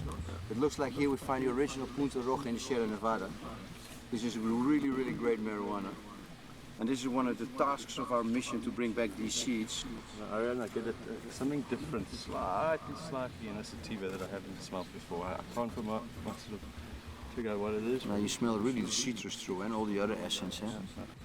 We have it. We have the original Punta Roja seeds. These are the dots, the typical signature of this strain before the maturation of the seed develops. Okay. Man, this is it. Punta Roja, original Colombian sativa. Mira. Here's the original Punta Roja seeds, guys. Fantastic. So dark, eh? Beautiful. Very ripe. Citrus. Yeah. The smell of the grass I smoked when I was a kid. That made me laugh. This is wakey weed. Wakey weed, you call it? Fucking wakey weed that make you laugh for everything, like LSD. Everything was stupid when you smoke this shit, you know? You love like an idiot. Laughing and laughing. Now it's time to smoke. Oh, who doesn't put filters in these joints, guys? Okay, this is really unusual. This calyx is quite bizarre. It's like Franco! huge, massive, and the train wreck makes really cool calyxes like this. It's got that beautiful hazy smell, but there's like a mango. Oscar, take a picture of these. How's these calyxes? Incredible, eh? Right here we have the original Colombia Gold. The neighbor is dark green and she's pale. Yeah, the difference in color is really visible. It's a golden yellowish type of plant, the bud also. Colombia Gold. Look Long here, you can collar. see that. Long collar. Yeah, Americans call colas. When this one closes up, Yeah, it's a makes fucking big cola, mouth. foxtail, you know, all full and this long, you know, so Americans used to call it colas. Really resistant. Yeah. Colombia Gold. Grow it more top, more in the region of Guajira, northern Colombia, and it's really famous. It's part of the 70s culture, the Bonanza Marimbera. It's awesome, man. I want to take more seeds of this. This plant in the right environment can go 2 kilos plant. Really fucking big color, man. Plants, right? Mango, so lemon and mango, you know, it's really long flowering season plant. She feels a lot. She really feels. Takes 7 months, 6 months. You know what, in America, in the 60s and 70s, a pound of this used to be between 16 and 18 colors. Like a fucking salami size. Big since semilla, when the gringos live here, before the violence starts, yeah. When cocaine appears and shit, kills the marijuana business. When did that happen? When did the Between marijuana? 60s and 70s, you know, early 60s and late 70s, the thing was over because the cocaine arrives and the violence of some Americans that used to come to La Guajira and this area to buy good pot. In the Bonanza Marimbera, when a lot of good people get rich and campesinos and Indians and a lot of people get benefits from marijuana, the violence arrives and some Americans, they used to land in the private airports, you know, with the little planes full of money, buy the pot and came back to the States. And some of them get killed. And the other reason was the Operation Great Merchant that Americans That was developed. 1981, no? Yeah. So Americans developed green merchant through Mexico, Jamaica, and Colombia, and they give us the paraquat, glyphosate, you know. So they spray. They start to spray, so a lot of bad pots start arriving to the States, so the hippies start to block our product and Mexican product and start develop with their collections of seeds. The seedless, yeah, they have the skills, the west side of America, and the Canadians and whatever, and some of Europeans, and you know the rest. You're part of the fucking story. So. This is a really land racist strain, and you can tell because of she doesn't develop a dark green and, like Franco was saying, long fucking color since the beginning of the flowering. So you can tell how big it's gonna be. This. So what you're also saying with the paraquat, the Americans killed all the marijuana and encouraged the cocaine to come to America. Totally. So there was That's what they were saying. That was a Carter very wanted smart that. move of Nixon the wanted American that. government. Yeah, to bring what they need. Yeah, to bring the cocaine. To make the cocaine strong. Incredible. Agent Orange. Incredible. Incredible. That's Agent Orange, but the same stuff they use in Vietnam. Banned all over the world since the 70s or the late 70s. So they use it here, and then later the cocaine trade came up. Yeah, it's incredible. Eh? If you do repression, what you get back sometimes as a government. Eh? That's what Americans do, man. That's American way. Easy, guys. Los gringos. We're not all that bad. Gringos. Los gringos. Look at this, man. Wild fucking coriander. There we go. Wow. Look, smell this. Este para hacer la sopa colombiana. Smell this, man. Smell that, man. Oh, wow. Like to put it on your fucking... You know, smell it. Wow. Wow. Smell that shit, man. Man, I need it. India. I need it. Red Bull, look at Red Bull. Colombian Red Bull. Look at the resin of this bush. And the smell, like a fucking drug.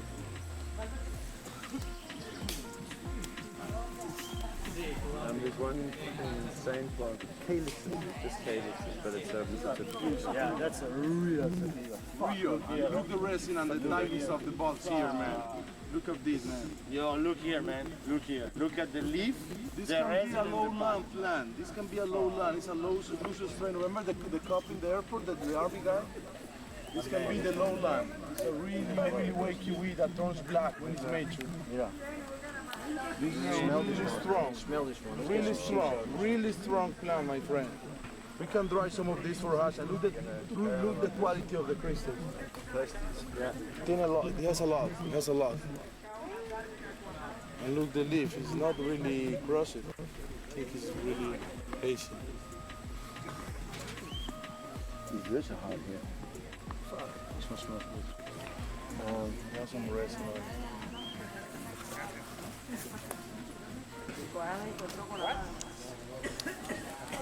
No, I'm saying Oscar. Like a safari, Franco, right? Hey man. Hey man. Collecting This is incredible. different peanuts. This is insane, dude. Like. We all want to help one another. Human beings are like that.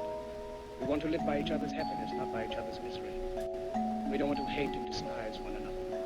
In this world, there's room for everyone. Good Earth is rich and can provide for everyone a way of life to be free and beautiful. But we have lost the way.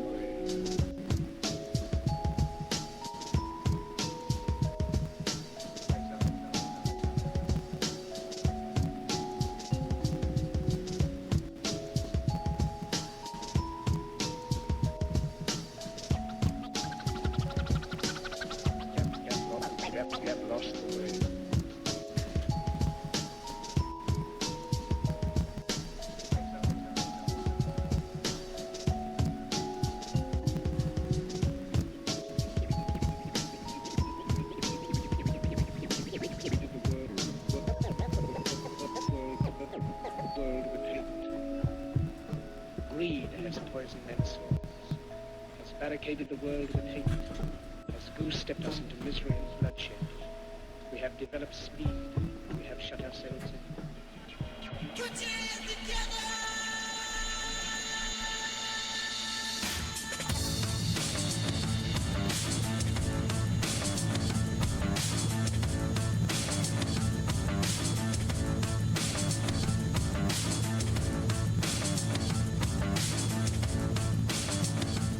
Protesting against the mayor, they cut the power down 8 days ago.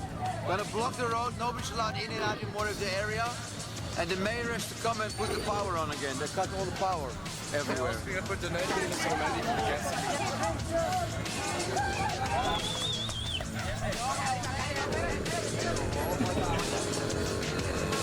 riot for local people, big riot. No power in the village.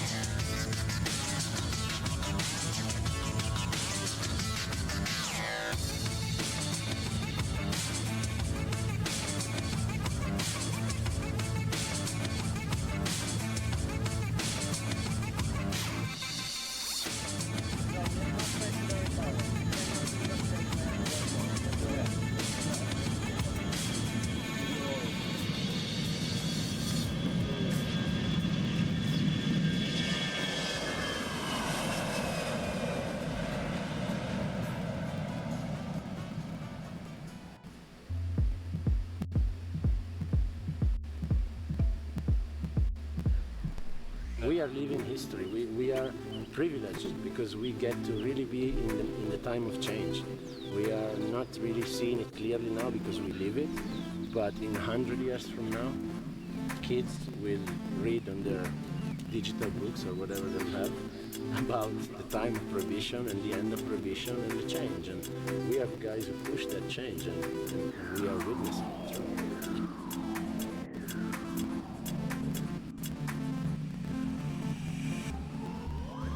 Early in my life I started breeding with plants, and when I start breeding it's like cooking, you create new varieties. It's a bunch of stoners, it's a bunch of smugglers, pirates, growers, breeders.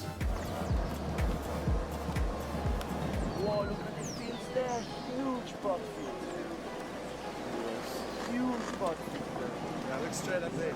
Now you know why we came back. So everywhere you're looking right now, you can see marijuana You fields. see huge marijuana fields. You see this is a much bigger cultivation area than the other areas.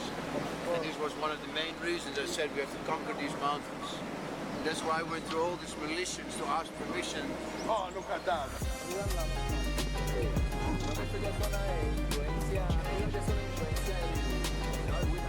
They have the knowledge of this area more than anyone else, of the farming of this area, because the farming produces the money. So they know better than anyone else where we can find the more isolated patches, the ones that have been really inbreeding, the areas where one family controls one big field and every year they keep planting and planting and planting from that field. and making seeds in the same field. Right. And that's when we know we are onto something really special. Because the inbred ones are the most... The real landrace. Not touched, just inbreeding with itself in one location for a while. Right. Some areas it's gone from generation to generation, 60, 70, 80 years. In the same place. The same place, the same farmers, the same family going on for ages. Where you're getting access is a so feared to get in area that just you, maybe, you know, not every white people goes there, so it's an untouched. It's a very special access. Lower here they can receive seeds from white people, but up there is most, it's a privilege. That's the other really good thing, Heiko, you know this. That's the other really good thing here. We're going into an area where nobody ever basically went in to really find original land races, because this area is just too far too dangerous for anybody to go in. It's completely restricted. So we're gonna, it's completely restricted and prohibited for anybody to go in here. Even the army doesn't come for half an hour anymore up here in this area. It's completely forbidden. So from a professional point of view as a seed breeder, it's very, very interesting to see how this has been developed for the last 30 years, this area, and to see what happened to the original land races here of the Verde Limon.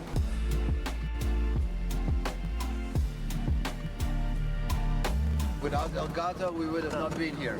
It would have been a much longer mission for us to find somebody else to get in here. No, it would have taken months to build this trust. But porno, we call it. Right. There's a lot of popcorn when you're out in the pot. Yeah. Yeah, totally mango beans. Totally. No, you don't see different finos like in the other place. Stop. Wait. Stop. Hold on. Hey.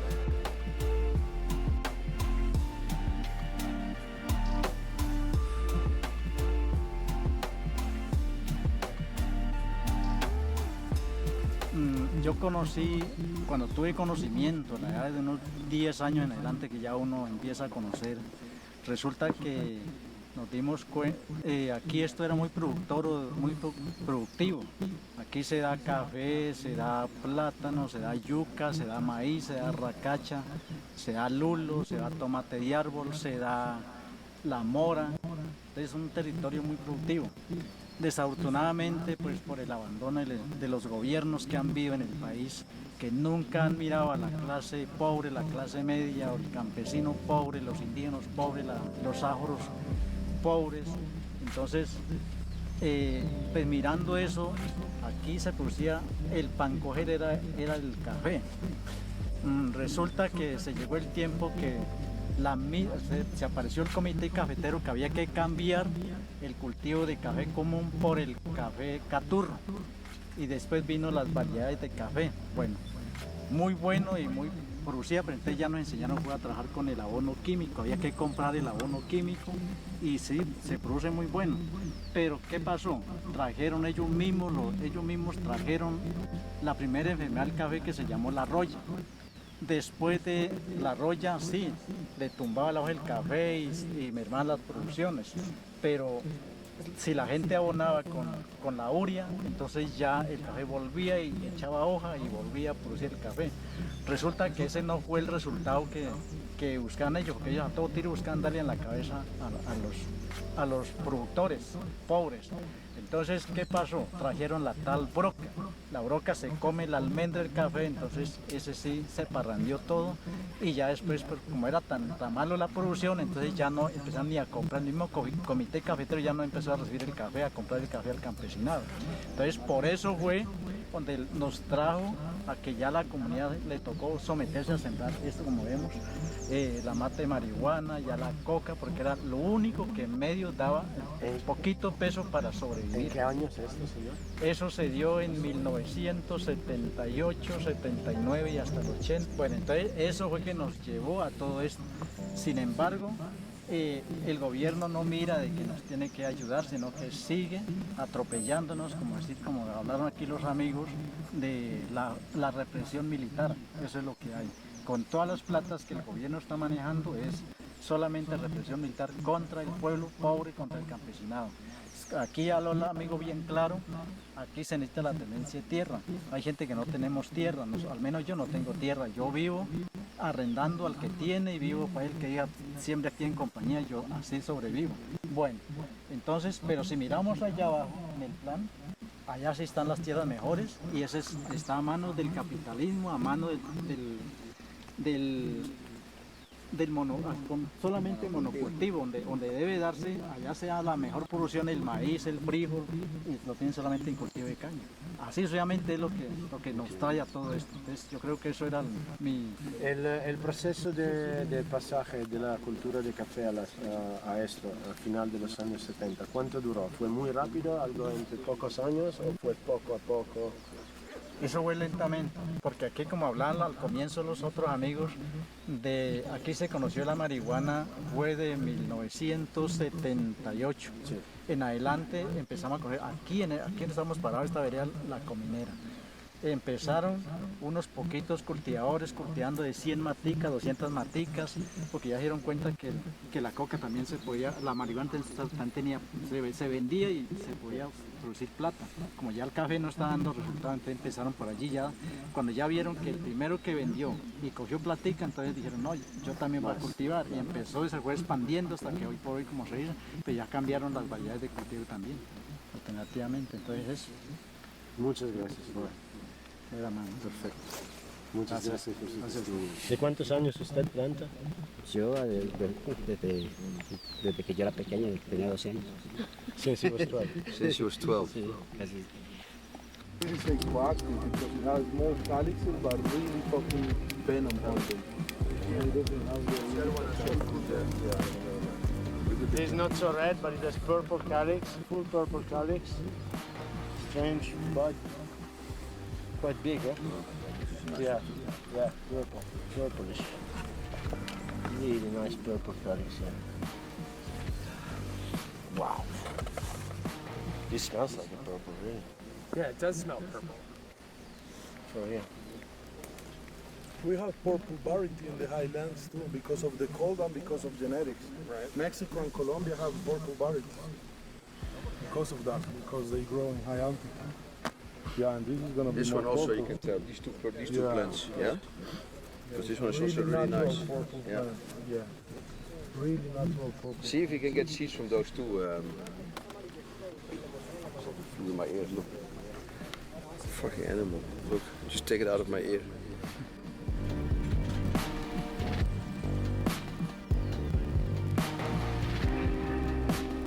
This is incredible, Strain Hunters Colombia.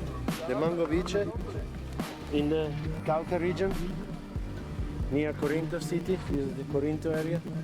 This incredible field of mango vice, where we found accidentally the pure original Punto Rojo plant.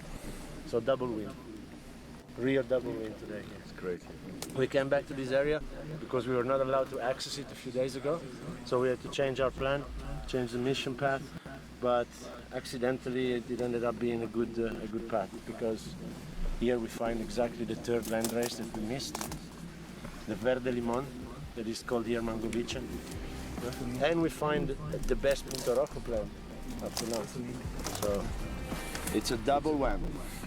Cuando empezó, eso fue como en el año, como en el 89, cuando se vino una erradicación así sin, como dice, sin ninguna solución. ¿De parte de colombiano o de americanos? De parte del gobierno para los agricultores. Vinieron, o sea, aquí prácticamente, aquí en la Cominera vinieron y pues, o sea, erradicaron algunas parcelas. Sí. Por ejemplo, como por aquí, que llegaban y cortaban y amontonaban y quemaban. Pero eso más nunca les dijeron, vea, les vamos a erradicar, pero les vamos a ayudar con subsidios para cultivar. Solo cortaban, solamente y cortaban, no ni llevaban nada de nada. subsidio, ni nada de eso. Entonces, a pesar de eso, pues la gente siguió sembrando porque, o sea, esos son los cultivos de subsistencia Claro. hasta el sol de hoy, Claro. que se sigue trabajando ya con las variedades de marihuana que hay ahora, que ya se siembra así, esa marihuana paja, rápida. sí, más rápida Más y productora. más productora. Y lo otro que ya lo siembran así, lo siembran en invernaderos. Pues el que puede lo siembra así y el que no, pues lo siembra así, Natural, así claro. natural. She's Y pues- explaining how the growers who have the possibility, they all use glass houses now with lights, and the ones that grow like this natural is the ones that just can't afford to convert to lights, because in the last few years there's been less repression, so the people are more free to operate. And she said the repression started in 1989, the first eradication programs, and they went full gas for a while and then less and less and less. Grey blue, beautiful. Man, they smell really mango-like. This is how you learn in practice all the different varieties. Purple, it smells purple. Yeah. It's nice that the purple's in the bud, yeah. But you can see this is one It's already, coming out. Yeah. So It's articulated itself. Right.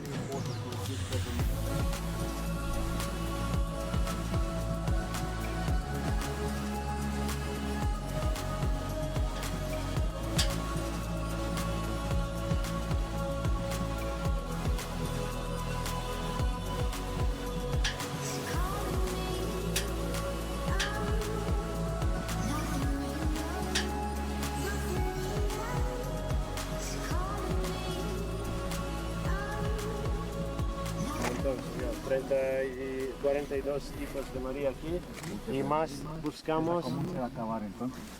Y más buscamos landrace, buscamos semillas original de Colombia, las viejas. Punto Rojo, la Mangoviche, la originales. Ah, original, sí, eso sí hay ahí. Sí, ¿eh? Común. Bien. You know what I think we should do? We should move on quickly to another field, because this is pretty young. Maybe the other ones are a little bit older and we can see more bud. Oscar! Come on! ¿Sabes lo que te espera? Oscar, we need you to feel from up there. Hey, come on, McDonald's boys.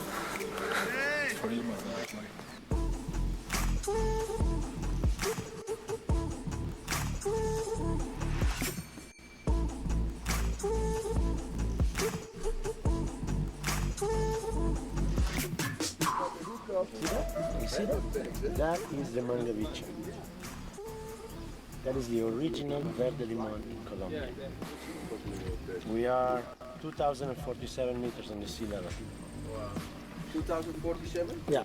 Las semillas que vienen de otra parte traen un pequeño error a veces. Okay. Que las semillas vienen con enseñanza pura fungicida. Y aquí no, yo aquí no siembro con fungicida.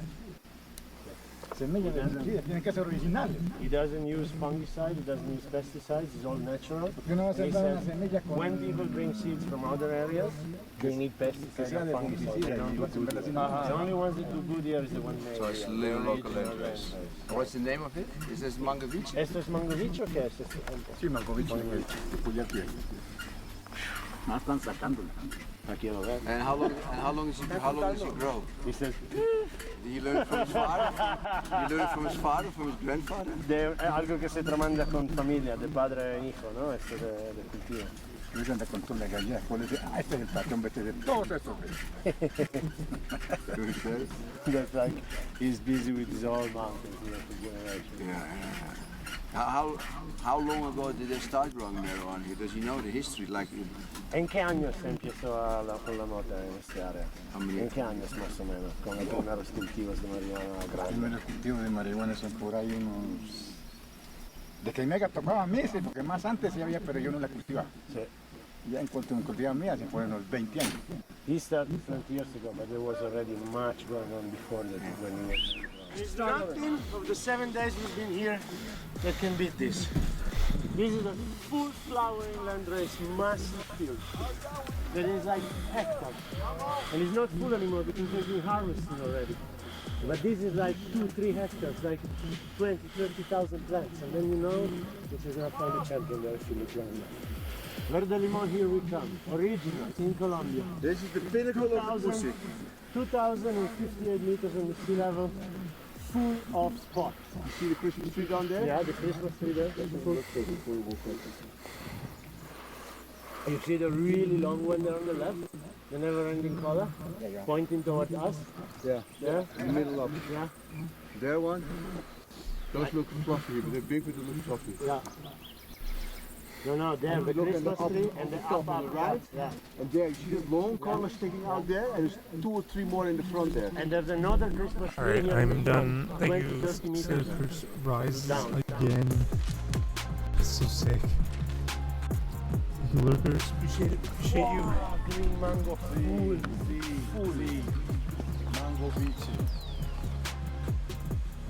Look at this, Ken. Look at this.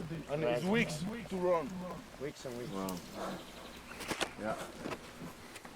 Indoors is a fucking good day. Yeah. Smell. So, this one will run 16 to 20 weeks indoor, eh? You see that? Fucking good day. ¿Tienes mira, Gorilla? ¿Sí? Mira, you got seeds. Muy pocas. Cierto carrito que está bien desemillada. Well fucking sexed, man. ¿Quién fue el encargado de este cultivo? Me parece muy bien esta. Me parece muy buena esta mata. Mire, mire. You know when you take the metro and you have the smell of the grinding metal on metal? So you're getting from Gyges? Look at that Christmas tree we saw one hour. It's got a strange smell, eh? Tú, llévala. Sí. Pero aparte. Sí, no, Aparte comprendo. Sí, todo el plan. Todo aparte. Oh my god. Here we have the original mango vicha. And this is a plant a lot of people have been looking for 25 years. But here it is, in the mountains of cacao. And our friend Gorito is taking them out. Smells like mango. Oh my god. Yeah, bro. Lovely. Okay, I'm gonna go a little for a walk. Smell it. Let's go for a few other feet. Where's that Christmas tree we saw when we were walking? I don't know.